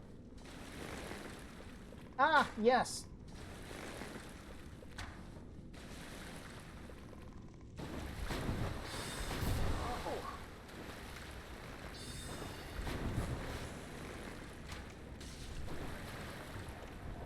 Okay, well that's him dead. We just have to be really careful of the giant freaking rats. Now, just because that's the only one we can see, that doesn't mean there isn't others around. Now, something very important about the upper depths here. If you don't do anything else up here, kill this channeler. It will make your life a lot easier in the lower depths if you kill him now. Okay, so it looks like the buff's worn off, so let's deal with these rats.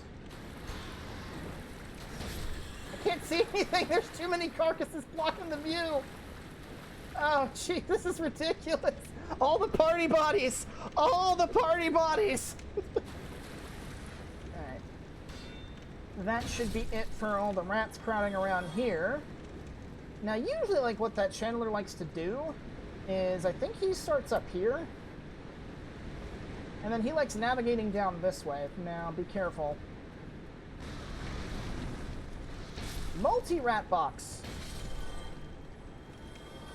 But we ain't dealing with that.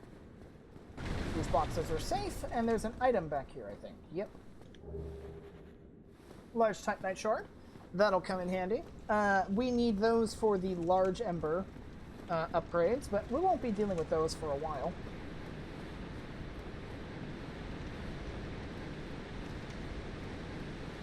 And then through here.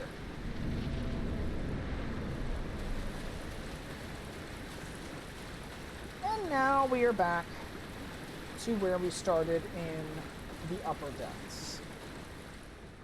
So there are two ways to get to the lower depths if you don't have the shortcut already open. The first is by going down the ramp, like I showed you earlier, by keeping to the left. Because you can access the giant rat's room without going the way I did. Alternatively, while you're inside that labyrinth area where the giant rats were and the channeler, you can instead fall down one of those pitfalls. It's more dangerous to do it that way, but you can get to the lower depths that way.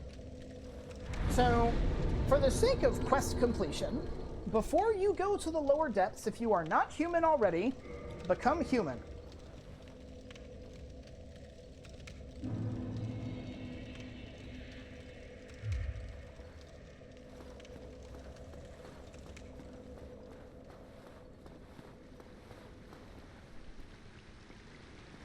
Sneak up on this guy and get a nice backstab.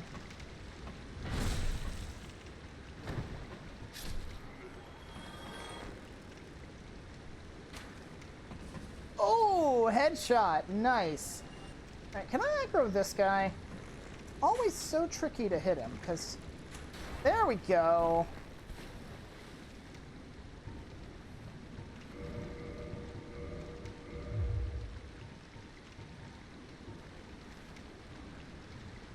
What, did it take you a second to wake up?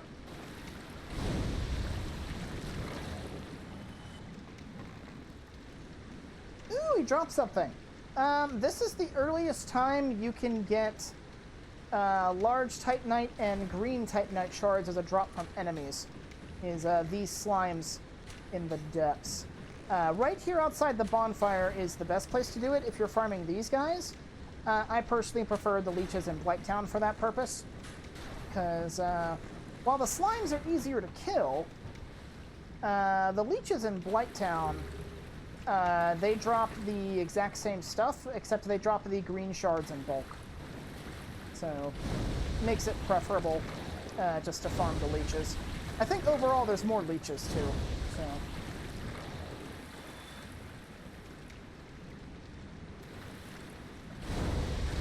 Double kill! Nice. I think that's all the slimes too, so what'd you drop for me? Got a green shard, not bad. Oh. I guess the other one disappeared. Oh well. Not a huge loss. So, since we opened the little shortcut over here, let's head down to the lower depths.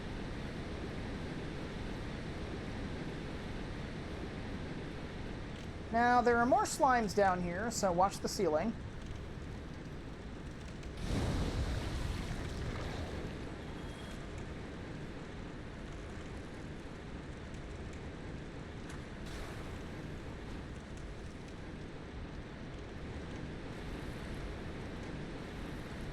There's one more on the ceiling somewhere.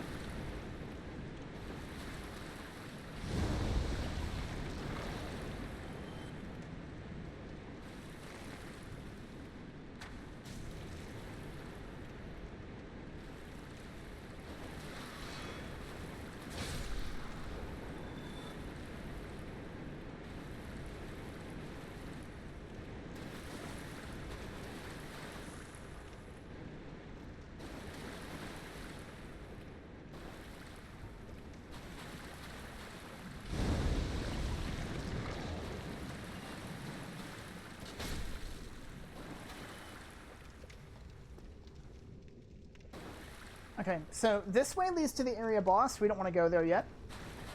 We want to do some exploring first. Now, I do believe that is actually the last of these slimes, so we don't have to deal with those anymore.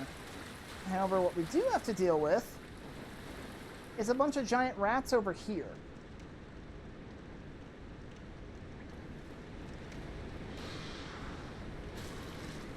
Oh, geez. No wombo comboing. Yeah, there's 3 of these guys, so I'm lucky I only aggroed 2. Where's the 3rd one? There he is. Come on. Alright.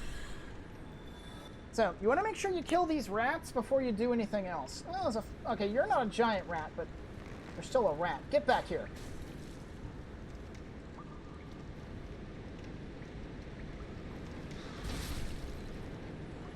Annoying little pest. Alright. So you want to be careful right here.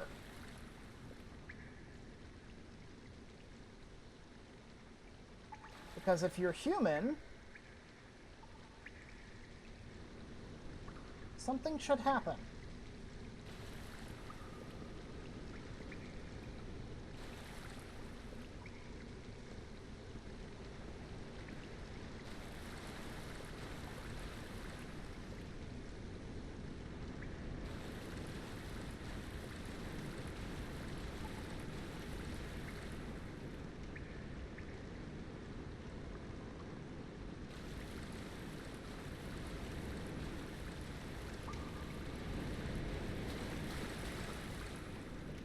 I'm surprised it hasn't happened yet. I guess I haven't crossed the boundary for it.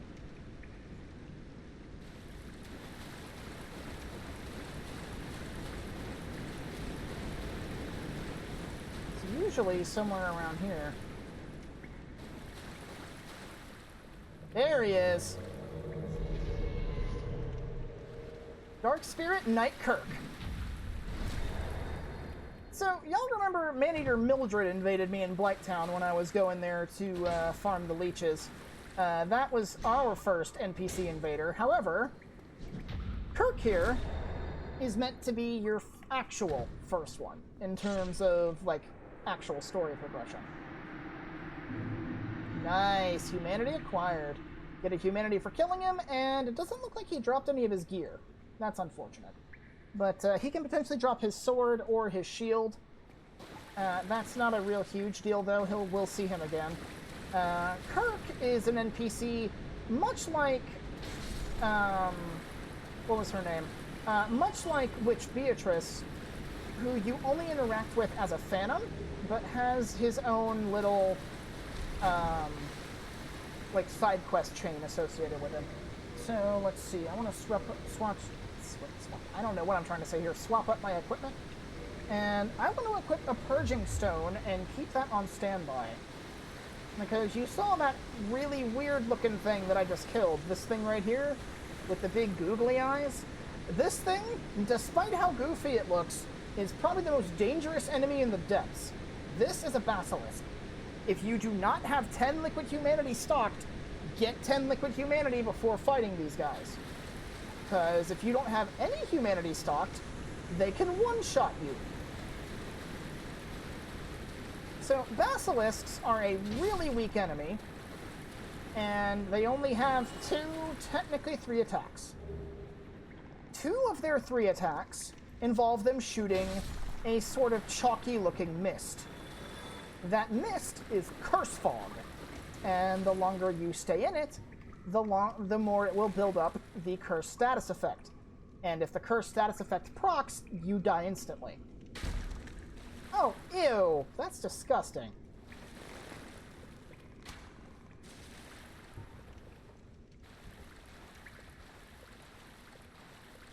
Thing is, they travel in packs. That's that Curse Fog. And their third quote-unquote attack, if you could call it that, is you noticed him kind of jumping around. It's very rare, but they can jump on you. It does a little bit of damage, not too much. So, something interesting to note about basilisks is that basilisks are deaf. You can see I'm making all kinds of noise up here, and they're not reacting. So if I position myself right, I can kill 2 of these at once. Nope. Now, if you're playing online, this little back area here will be full of what looks like statues. Uh-oh. Uh-oh. Those statues... Ooh. Those statues are the remains of players that have been cursed. And the reason this particular area is filled with so many of them is if you look up, you may notice that little square hole in the ceiling. Back in the upper depths, when we were in that little labyrinthine area and I warned you about those pitfalls, the very first pitfall, the one that has a bunch of water flowing into it, if you fall down that one, drops you right here. Where you'll take a bunch of damage from the fall. If the fall doesn't kill you, you'll have some, like, hit stun, so to speak, and have to recover from the fall. And the recovery takes just long enough for the huge group of them that are hanging out right there to all gang up on you and hit you with 3 clouds of curse at once. That's how most people get cursed the first time. So you may notice, even with my 10 liquid humanity, that's not a lot of curse resist. You can't stay in there for too long. But without any liquid humanity stocked, I would have quite literally none. Like, it would be like maybe a quarter or maybe an eighth of a bar long, or an eighth of a segment. Eye of Death. Eye of Death is a online play item. We don't really have any use for it. Let's see. This should be the Ring of the Evil Eye? Yep.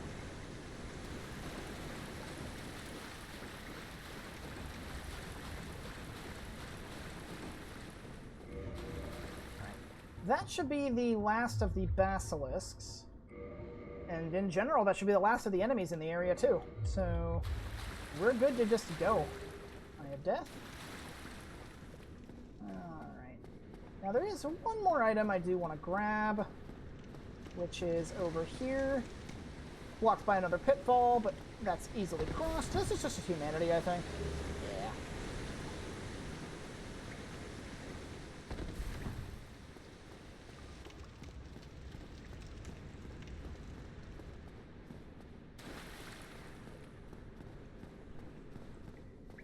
Yeah, the depths are known for being a bit of a maze your first time through, but the layout's actually really simple once you actually take a look at it.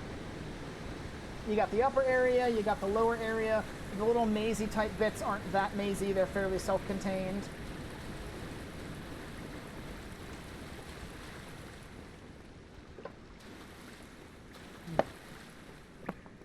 Jeez, that's a party bodying rat if I've ever seen one.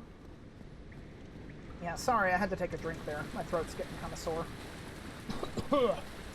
Talking a lot. So now, well, we have a friendly NPC and we have this huge freaking door. Locked. No going that way. So, who are you? Aye, Shemai, and good day to you. I'm Donald of Xena. I'm just a peddler of sorts. I adore trinkets and oddities, so I trade for them. Shemai, I believe, is Welsh. I'm afraid I don't see anything here. So, Domhnall here is a bit interesting in that he won't talk to you unless you buy stuff from him. And he'll give you little tidbits of information every time you buy something from him, but as you can see, aside from his arrows, he's got a pretty unique stock. So I believe I can buy 1 gold pine resin and then get something out of him. I'll try that later because I really don't need it right now. Well, that is a shame, but no matter. No, not to worry. Come back again. I'm always available. Not every trade was meant to be. There'll be more in store for us someday, sometime. I believe when he does actually give you good information, or information at all, he will usually give you some very specific tips. The first time you get one from him, he tells you about using divine weapons in the catacombs to stop the skeletons from being reanimated. The second time, he will tell you some stuff about curses. And then the third and final tidbit he gives you is a very interesting piece of information indeed, but we'll go over that later, I think. So now all that's left is this very obvious boss arena.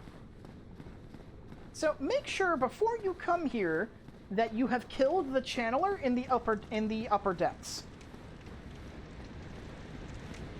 Because if you'll recall, the channeler was on a little balcony type area very similar to this one, and if you actually looked down, you would see he'd be overlooking the boss arena. Now, there is some loot around here, along with, hey, it's Solar's summon sign.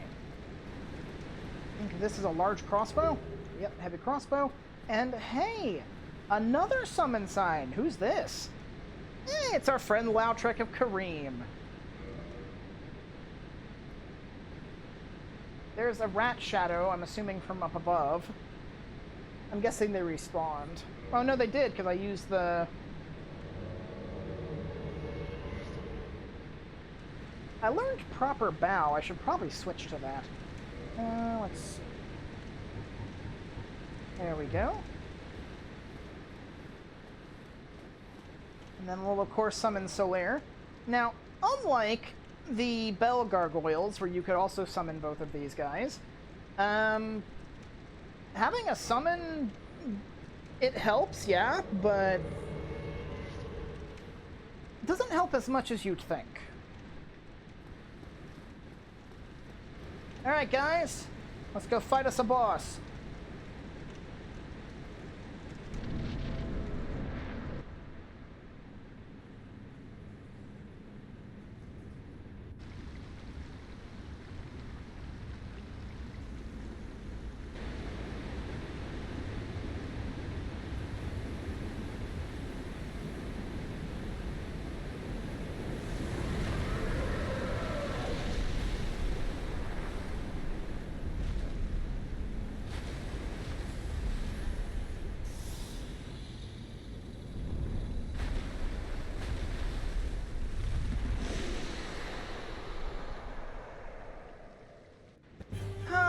Gaping dragon, you and your inappropriately shaped mouth. Okay, so this is the Gaping Dragon, the boss of the depths. This is a boss that has a tail weapon, so the first thing you want to do is you want to go for that tail and chop it off. Now make sure you actually go for, like, the end of the tail, kinda. Not quite close to the butt. Because where it actually connects to the butt is not counted as part of the tail and will just damage the dragon. Yeah, there we go. Alright, that stops it from using its tail whip attack.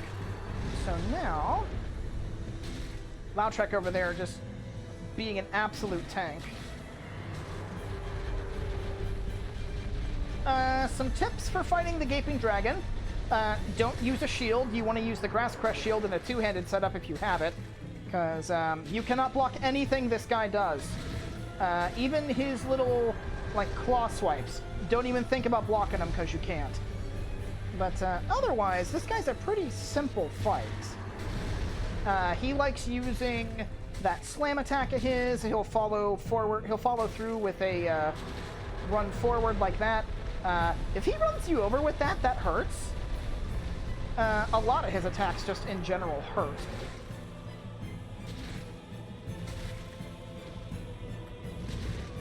Should probably have equipped the... And that right there is why we cut his tail off. Aside from getting the Dragon King Great Axe. Because that tail swipe of his has a lot less range when he don't have a tail. Oh, he... Okay, I think that was just a regular claw swipe. That wasn't a grab. Because he does have a grab. Oh, he's looking at me. That's lovely. Ooh. Okay. And down you go. So definitely one of the easier bosses, especially if you don't walk onto him, because he's so big. There's really no reason to. It's hard to miss something that size. Let's see, some other things he can do. He's got multiple claw swipe attacks. If you try to keep your distance from him, he'll jump around and try to crush you. He has a grab where he'll pick you up and eat you. And then he didn't get a chance to do it because I didn't let him live long enough. But he has a massive AoE attack where he vomits on the floor and just spreads out a huge little puddle of puke.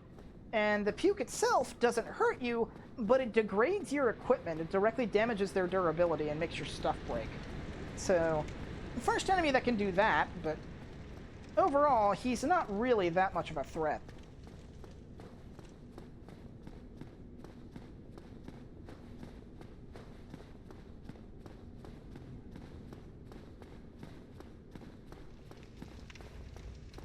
But with the Gaping Dragon dead, that is the depths completed.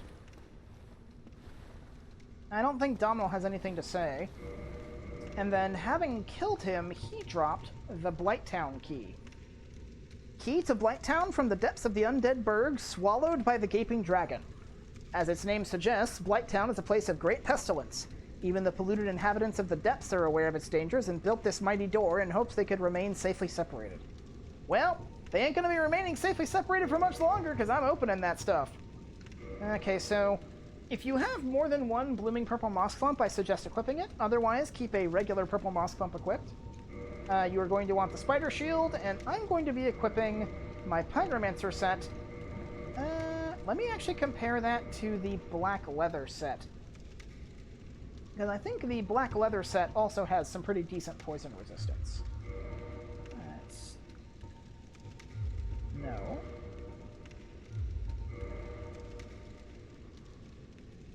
Better bleed, but worse poison. Nothing in Blighttown does bleed. It's all poison, so... Okay, we want poise as well for that.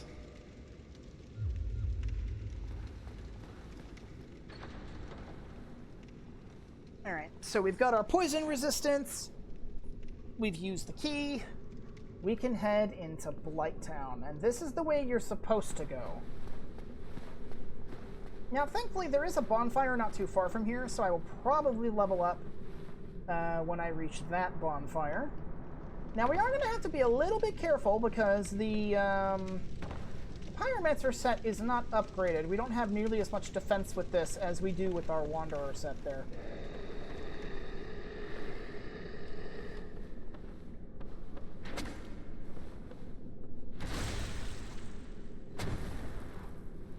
Okay, these guys are called Infested Barbarians.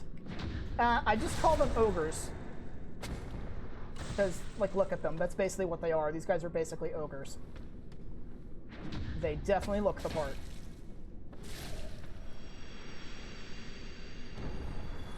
So a nice bonus if you're playing as a fully fledged pyromancer and you're actually using pyromancies all the time.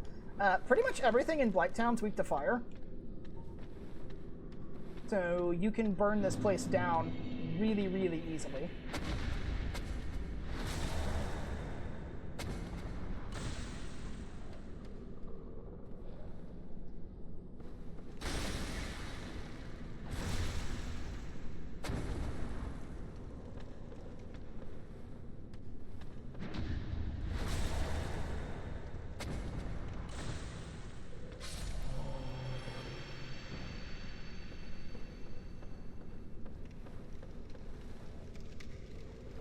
Come on, ogre. Now, if possible, you want to try and fight things one at a time in here, and you want to try and stay behind cover if at all possible as well. Because there are enemies all over the place in Blighttown that love to snipe you.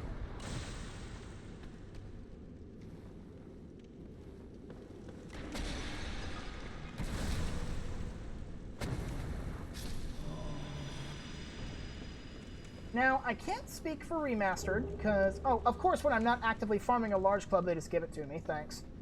Now, I can't speak for Remastered, because I haven't gotten this far in Remastered yet, but I know in Prepare to Die, this area is notorious for the horrendous amount of latency and lag that you get here. There's still a little bit present with DS Fix installed, but it's nowhere near as bad. My advice, if you are playing a version that still has the lag and you're not using DS Fix, or if you're playing this on a console or whatever, when you're not being beset by enemies like these guys, I think these are infested hollows. You can see they have a lot of HP. Watch out for that thing where it looks like they scream at you.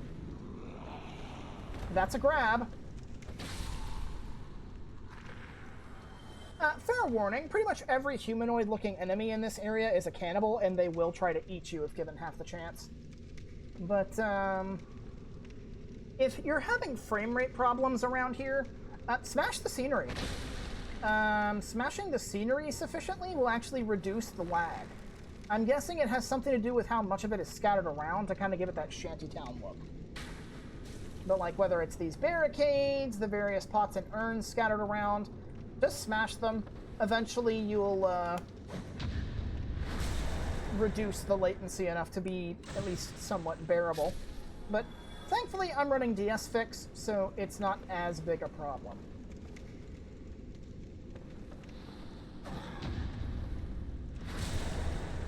You probably noticed those projectiles. You can kind of barely see him against the torch in the distance there. But that is a blow dart sniper. He is shooting at us with toxin-coated blow darts.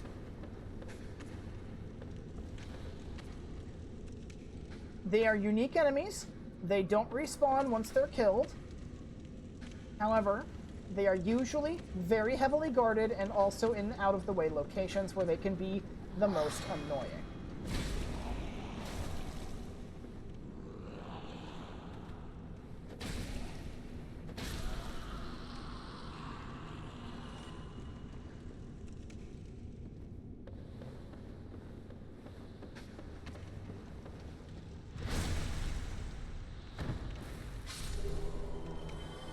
Thank you for the purple moss.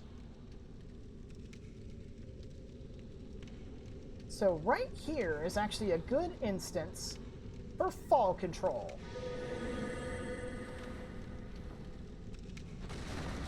Oh, I missed.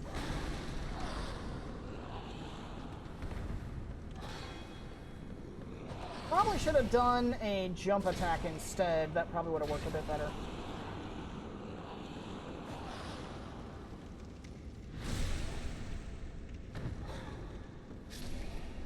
No. The camera can get a little weird around here too, so just heads up. So, Blighttown, much like the Depths, is divided up into an upper and lower section. Although Blighttown is definitely much larger than the Depths is, thankfully the Depths are pretty self-contained. So, but Blighttown is definitely a lot more open. And it's roughly a 50-50 split between upper and lower compared to the probably closer to 70-30 split with the Depths.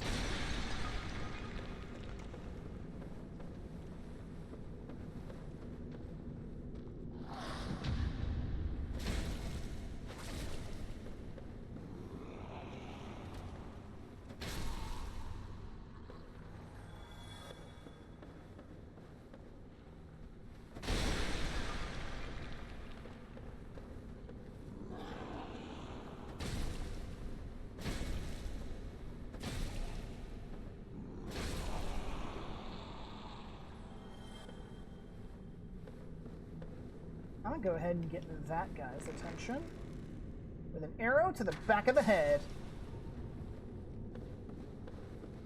So something else to note about the blow dart snipers, shooting blow darts at you isn't the only thing they do. If you get within melee range of them and you just haven't killed them yet, oh nice, they can push you to kind of knock you back and get some breathing room. So what we're looking for is that bonfire down there. I'm going to take a bit of a risk. Let's see, I should be able to make that. So let's go get us some treasure, huh? Make sure you cast fall control if you have it.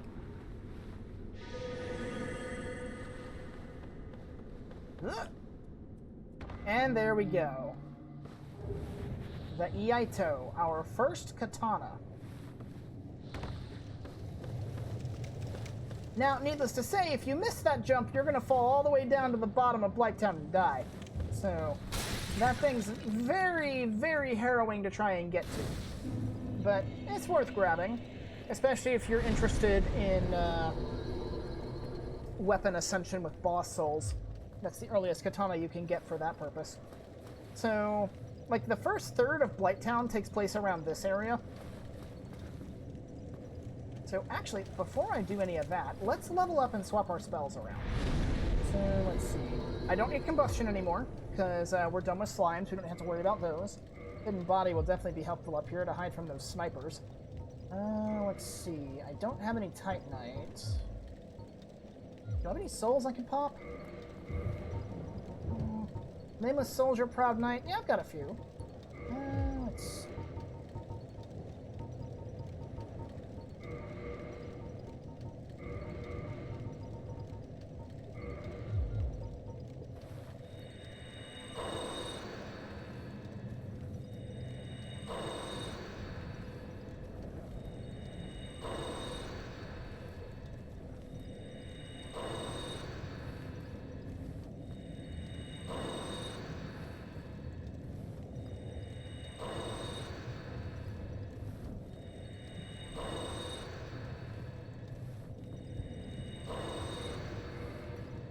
Alright. Let's see, get everything else re-equipped here. Purple Moss, Vinox, and Homeward Bound. Alright. Let's level up then, get Strength to 24. And I don't need to touch Strength again. We just need to get Dexterity to 24. And that should do for Strength and Dex. Basically, I've got Intelligence and Attunement where I want them, Strength where I want it. Once I get Dexterity to 24, I'll be putting the entirety of the rest of my level ups into Vitality and Endurance. Okay, so let's just look at the time. I think we're doing pretty good, so let's keep moving. So like I said, most of the upper area of Blighttown, you loop around here a couple of times. This guy's trapped in an urn. Don't free him. At least, not yet.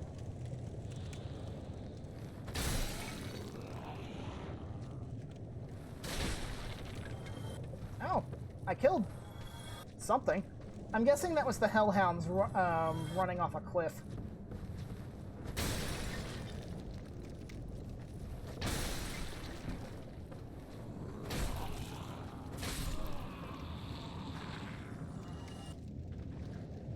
Yeah, there are, like, fire-spitting dogs that live around here.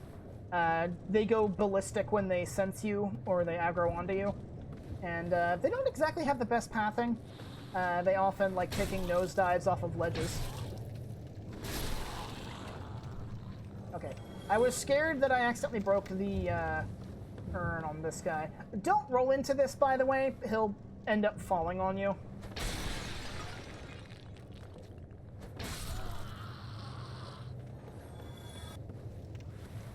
And thankfully, that one, when he does respawn, he respawns in his urn. So, that's fine. Okay, so this area is a trap. You may notice that particularly thin layer of board. I want to back up this way. There we go. Fight away from that area.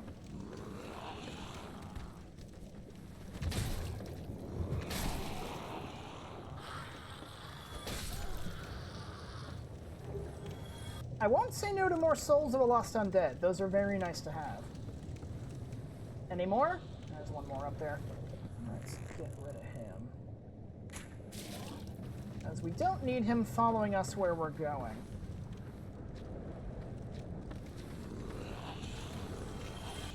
Oh, I was hoping to backstab him. Oh well. Oh, he ain't dead.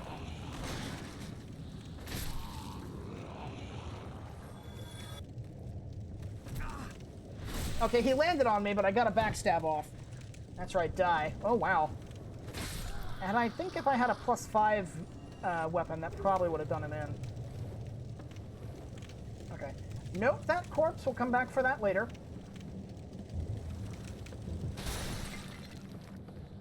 First things first, we want to go around this way. Roll down here and grab this. The shadow set. And then drop, and don't climb the ladder. So we're proud knights. Now, let's look at that shadow set. Let's look at that poison resist. 18. And I know the shadow set has some pretty decent poison resist at the time you get it. Not better than our pyromancer set, though, from the looks of it.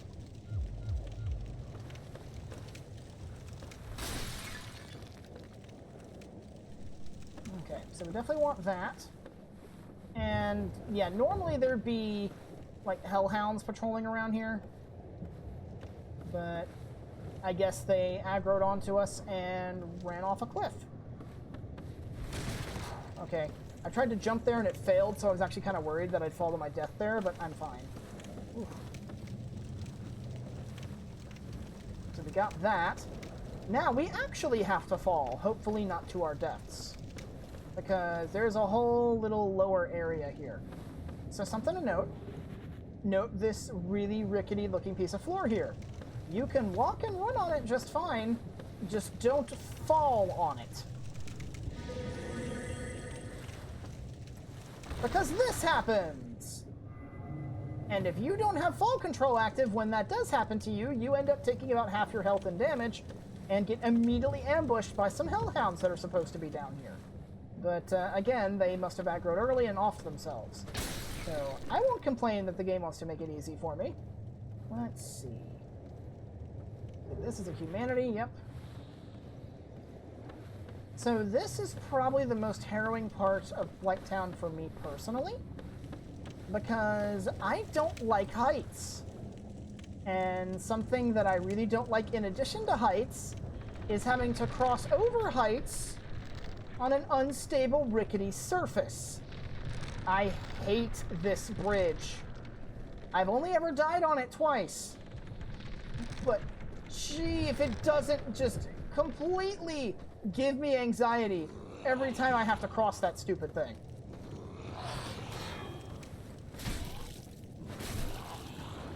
Thankfully, these infested hollows don't have any poise.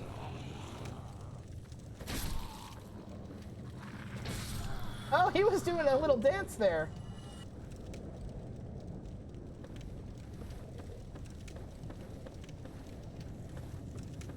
Yeah, falling from that little pitfall there is the easiest way to get over there and loot everything. Because if you don't do the pitfall method, then you have to cross that rickety bridge twice.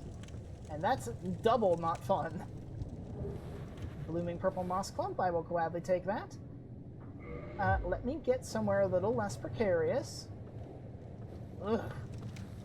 Okay, and let me equip those, just in case I get toxic.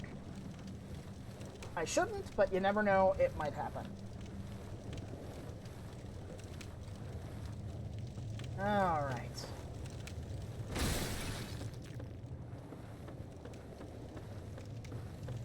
I mean, we've only been jumped on, so I'd say that's pretty decent. I've usually gotten cut up at least once or twice by now.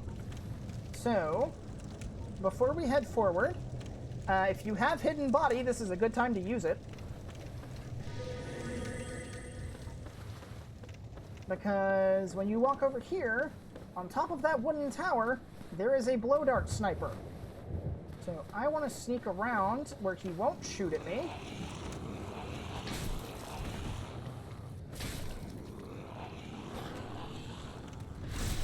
And kill his friends without his range support.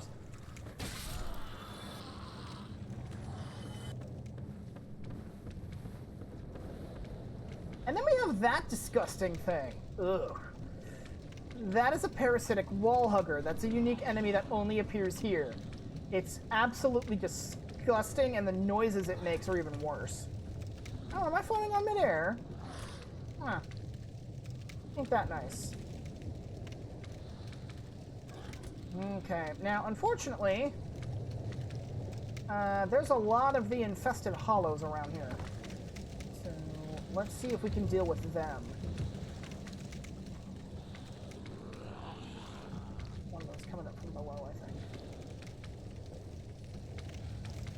No?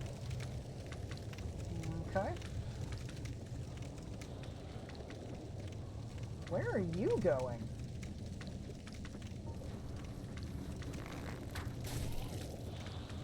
I'm over here, Smarty. Okay. I won't say no to enemy pathing bugging out, though he's definitely not supposed to be doing that.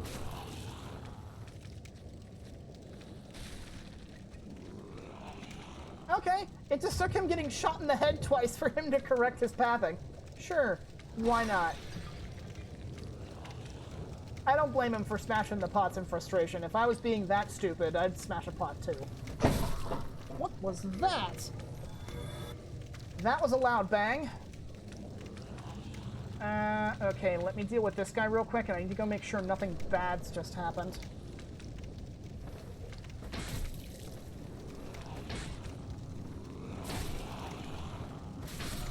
Okay.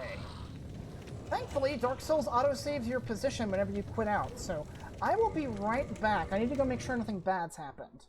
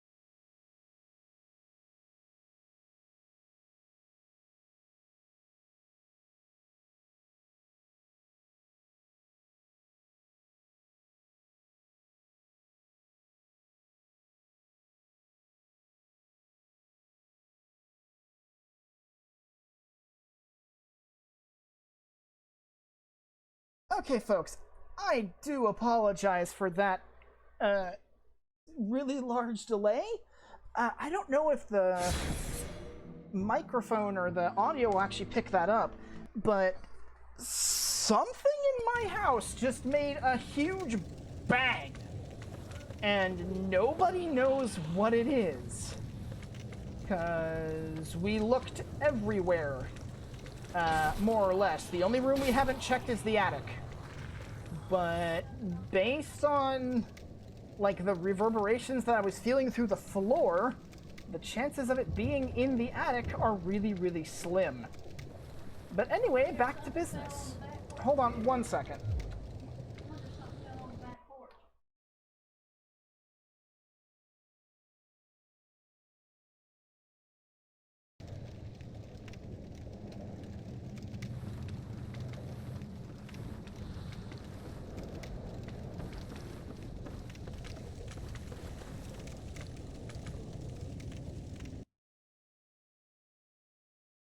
Okay, folks, please excuse me one more time.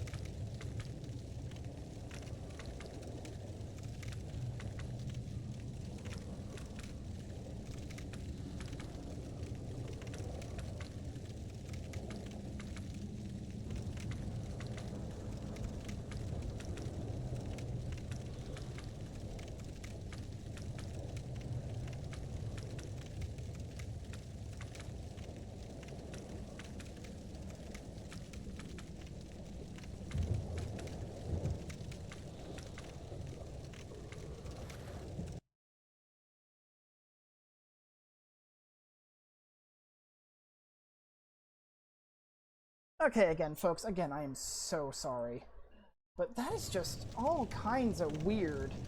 Just sudden loud noise with no explanation whatsoever.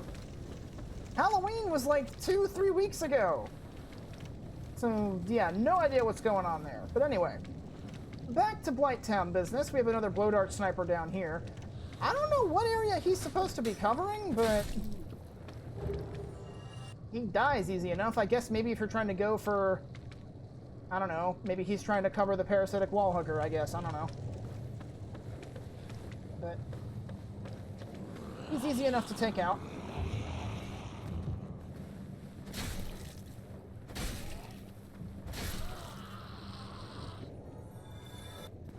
Alright. So, here we have the Eagle Shield. Now, the Eagle Shield is interesting because I believe this is our first instance of a Great Shield. Yeah, Great Shield. Great Shield with an eagle design, lightest and easiest Great Shield to handle. Great Shields are very stable and deflect attacks, but one cannot parry and instead bashes with the shield. This is probably the worst Great Shield in the game because, as you can see, 95% physical reduction, so not good for actual combat, especially considering how heavy Great Shields are. Dodging with them is very difficult, usually due to their weight. And like the description said, you cannot parry with a Great Shield, you will instead bash with it, which, great for breaking guards, but not good for anything else. Generally speaking, too heavy to really use effectively. So that should be all of the minutia enemies around here taken care of. So let's climb up this huge ladder. And he didn't snipe at us because we used Hidden Body, but the blow dart sniper that makes his residence up here... Hi! Off you go.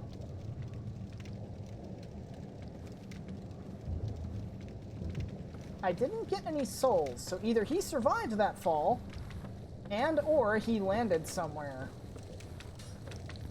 Oh yeah, no, he's still firing shots. He survived.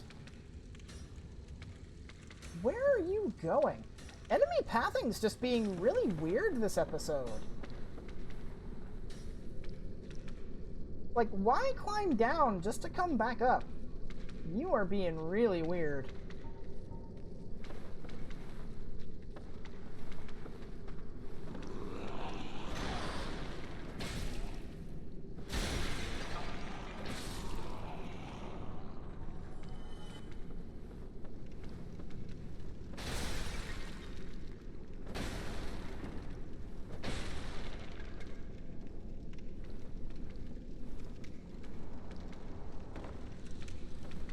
And here we are behind the parasitic wall hugger. Now, he can't do anything to us over here, but we have free reign to just kind of smack the crap out of him. You don't want to get too close to him, though, because you can kind of slip between, I guess that's his mouth parts. Ugh, that's nasty. But you can kind of slip between his mouth parts and this sewer opening here and get stuck in this part. And if you are underneath him, he will stomp you dead. And we get a pyromancy, power within. A very useful pyromancy if you know what you're doing. Now, where did that blow dart sniper fall? Based on the sounds... Uh-oh, we got the attention of an ogre. He's around somewhere, I'm sure.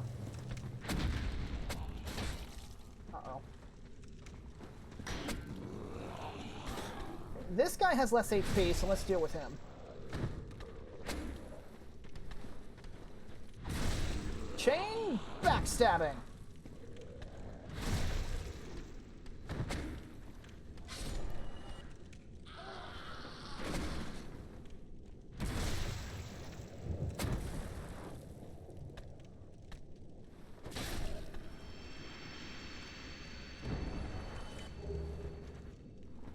Okay, so I don't know where that blow dart sniper went, but he might just be in a really weird location and the game hasn't registered him as dead yet. Sometimes that happens when you kick enemies off of cliffs.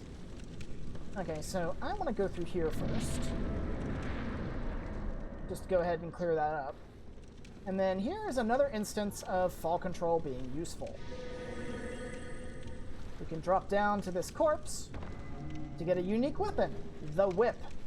If you want to cosplay as a Belmont, that is a weapon for you. Whips are a unique enemy type. A unique weapon type. There are only 3 whips in the game. That's the first one. Whips have very strange hitboxes. They also have weird, like, wind-ups and such. They can't do plunging attacks. I don't think they can backstab, and they can't riposte either. However, the main benefit of whips that makes them so good is that whips cannot be parried. Okay, now that guy right there is not the blow dart sniper from up above. He is the blow dart sniper from down here before, because if you recognize this area, we came here way earlier. Get rid of you. We came here to get the Wanderer set off of this corpse.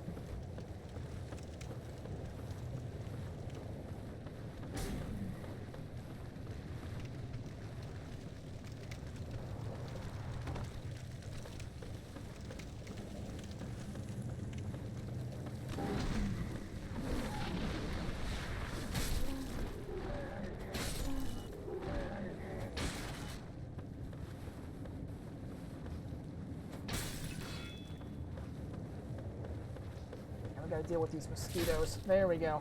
Yeah, the mosquitoes in Blighttown are kind of annoying. Because not only do they poison and like to fly just out of your reach, they respawn, like, a lot. They don't respawn infinitely, not like they used to. I know in the very early versions of Dark Souls, they spawned infinitely and only gave like 5 souls or something per kill. Okay, a lot of stuff just broke. I don't know where. Oh, I think that's these guys doing it. I know I called these things like bug-looking dudes before. I think their actual name is crag spiders.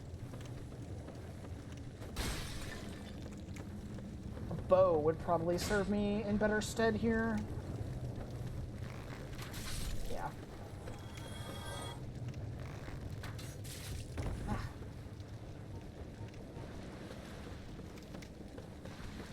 Yeah, as you can see, these things are attempting to poison me. And here we are in the Blighttown Swamp, so I do want to swap over to the Rusted Iron Ring. This way we can kind of walk around here.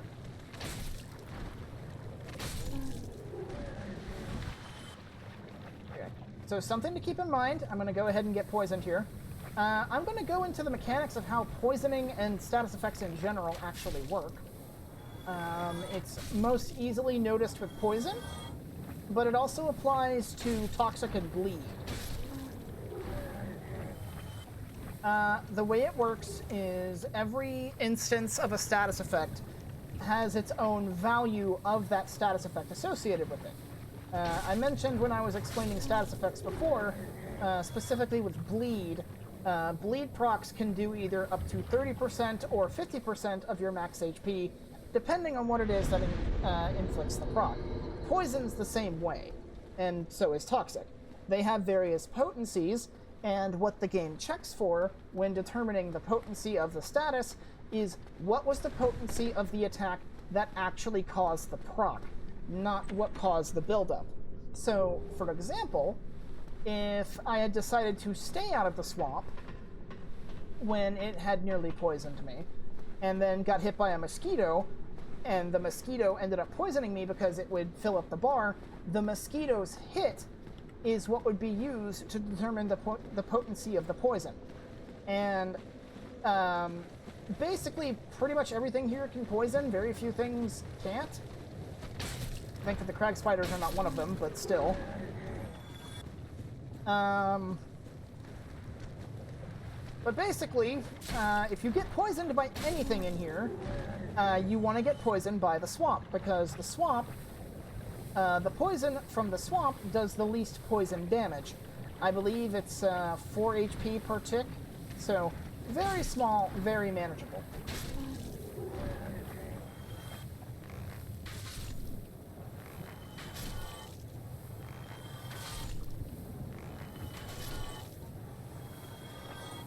Whereas by comparison, I do believe the poison from the mosquitoes is 12 HP per second, and they have the second weakest poison, I think? Ow, freaking leeches.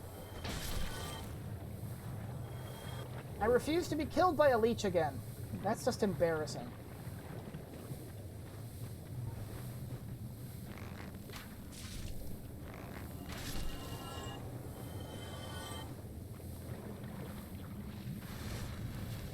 Just heal up, get out of lethal damage range. Yeah, personally, I find it's not worth it to cure the poison if the swamp is this thing that poisoned you, because it stops you from getting poisoned by worse things.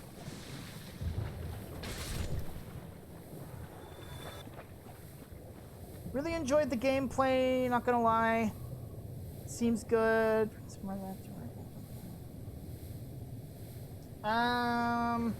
That sounds like a bot, and considering there hasn't really been much gameplay for like the past 15 minutes because I had to step away, I'm gonna give you a chance to say something not body.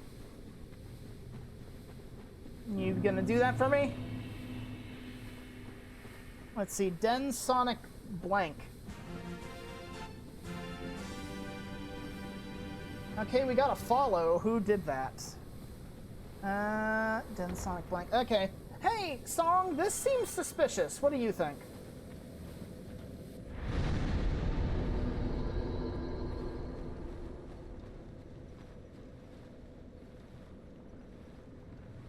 Yeah.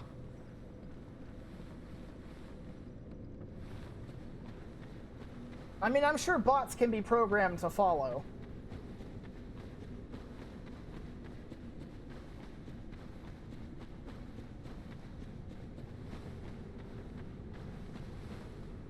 So when do I get mods so I can bop the bots? I can do that for you after stream if you like, especially if you're going to be continually lurking around. I know you're usually probably busy with Kayla's stream most nights anyway.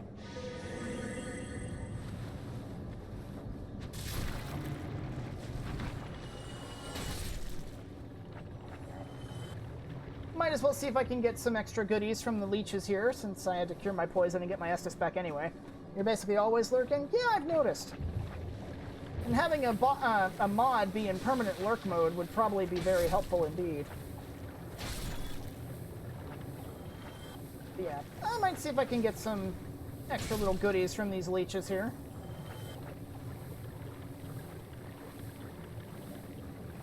We actually have proper loot to collect while we're out and about, so completely clear this area.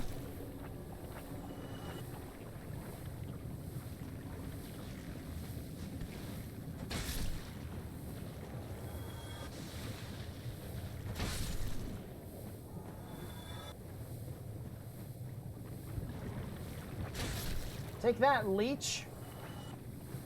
That's large titanite shard. One of you is going to be doing that lunge.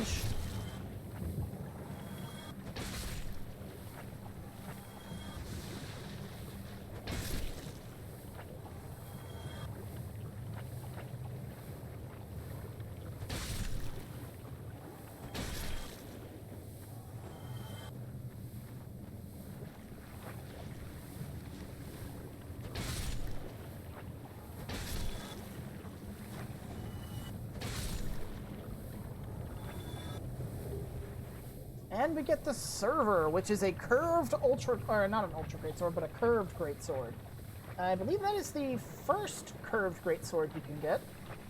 And that one's interesting because it's like the butcher knife that we got from Manager Mildred. It has an HP restore on hit effect. Okay, I'm getting kind of low on HP, so... yeah.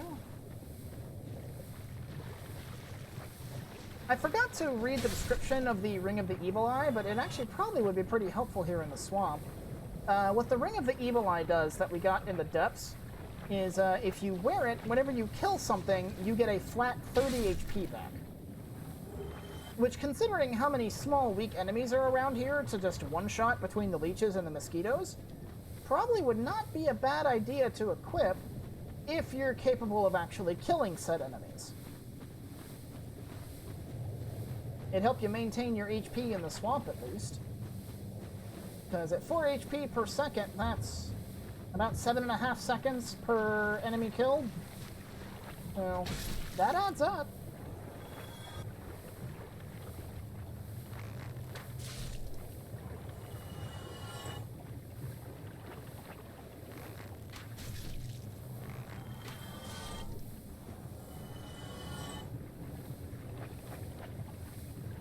No leech? Alright, thought there was a leech over here. But yeah, no, that's where we got our pyromancer set before. Was over here in this little corner.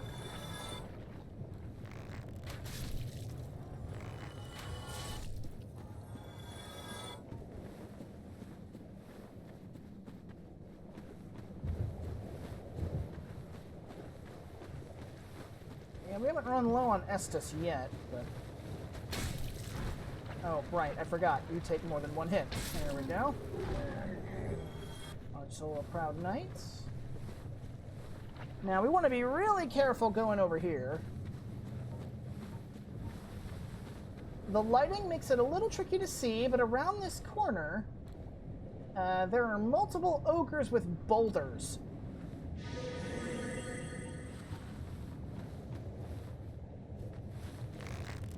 There's one of them right there.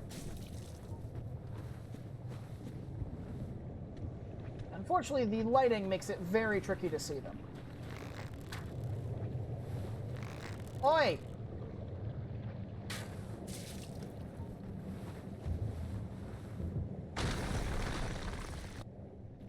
Yeah, that was a retaliatory rock throw.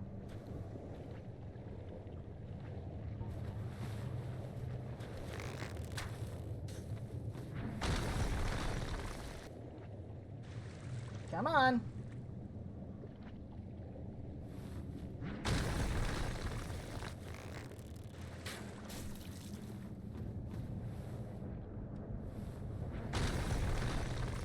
Stop throwing rocks and actually come fight me proper. Whoa!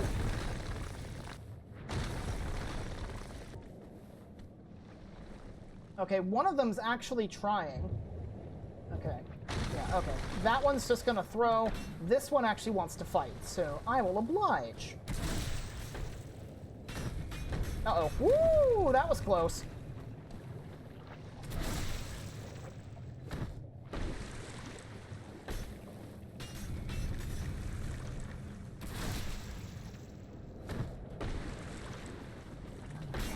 Oh, jeez. Ooh.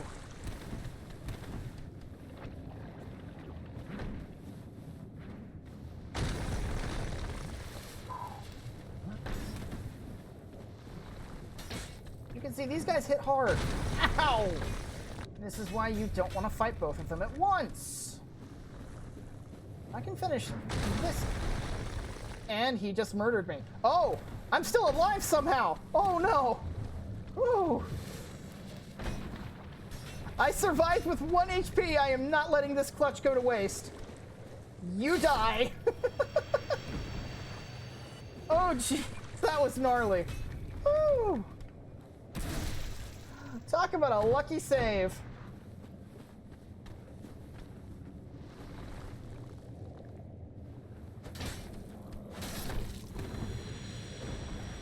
Ugh. Okay. The bad news is that there's more of those guys up ahead.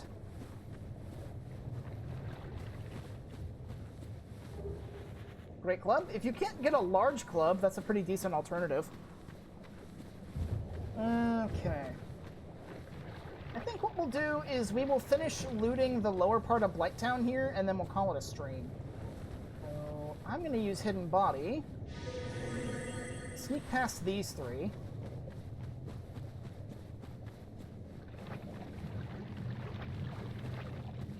Now we're in this really ashy-looking area. So something else to be aware of if you're coming through here on your own and you're playing along but you don't have the Master Key, be aware of Maneater Mildred.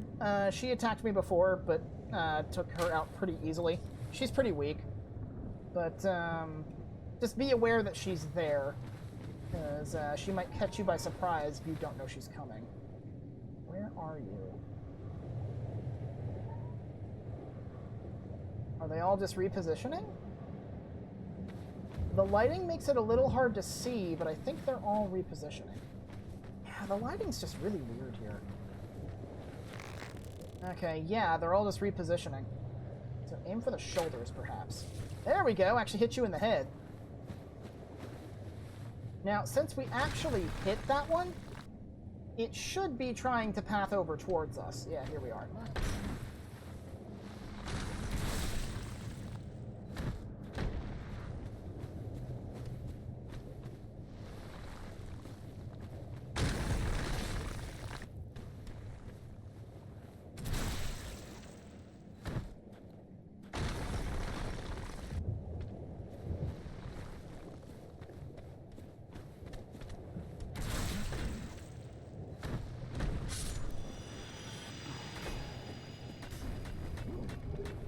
Okay, Dung Pie.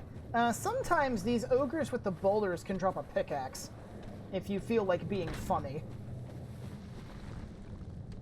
Can you not get caught on the route? That's right, come this way. Because this one has a friend over more towards the shoreline, so if I can get this one over more in an open area where I can fight it, that would be preferred. Come on, I'm right here. Stop getting stuck. There we go.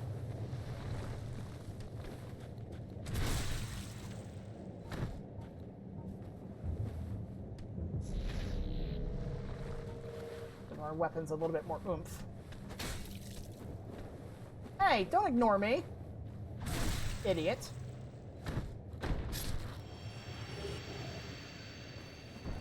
And then the last one should be around here somewhere. Oh, just standing there. Okay. I want you to come over here so that way the mosquitoes won't be as much of a problem.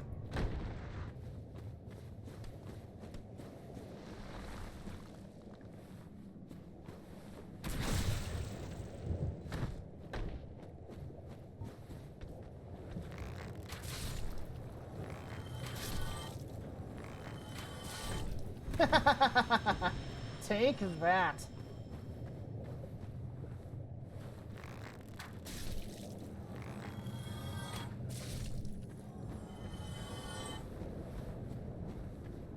Alright. I'm move through here. We're gonna get poisoned again, but there's an item behind here, I think. No? Somewhere around here. Let's see. Ah, it's right there. I thought there was one more kind of like in the middle of the swamp, but that's okay.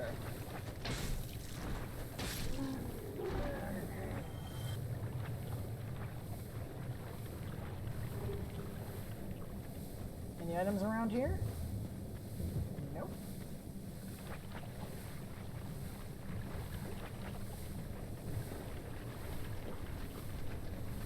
$16 humanities, though. I don't know where we got the other one from. Maybe one of the ogres dropped it? They do count as a human enemy, and I have ended up killing a lot of them in Blighttown trying to get that large club. So,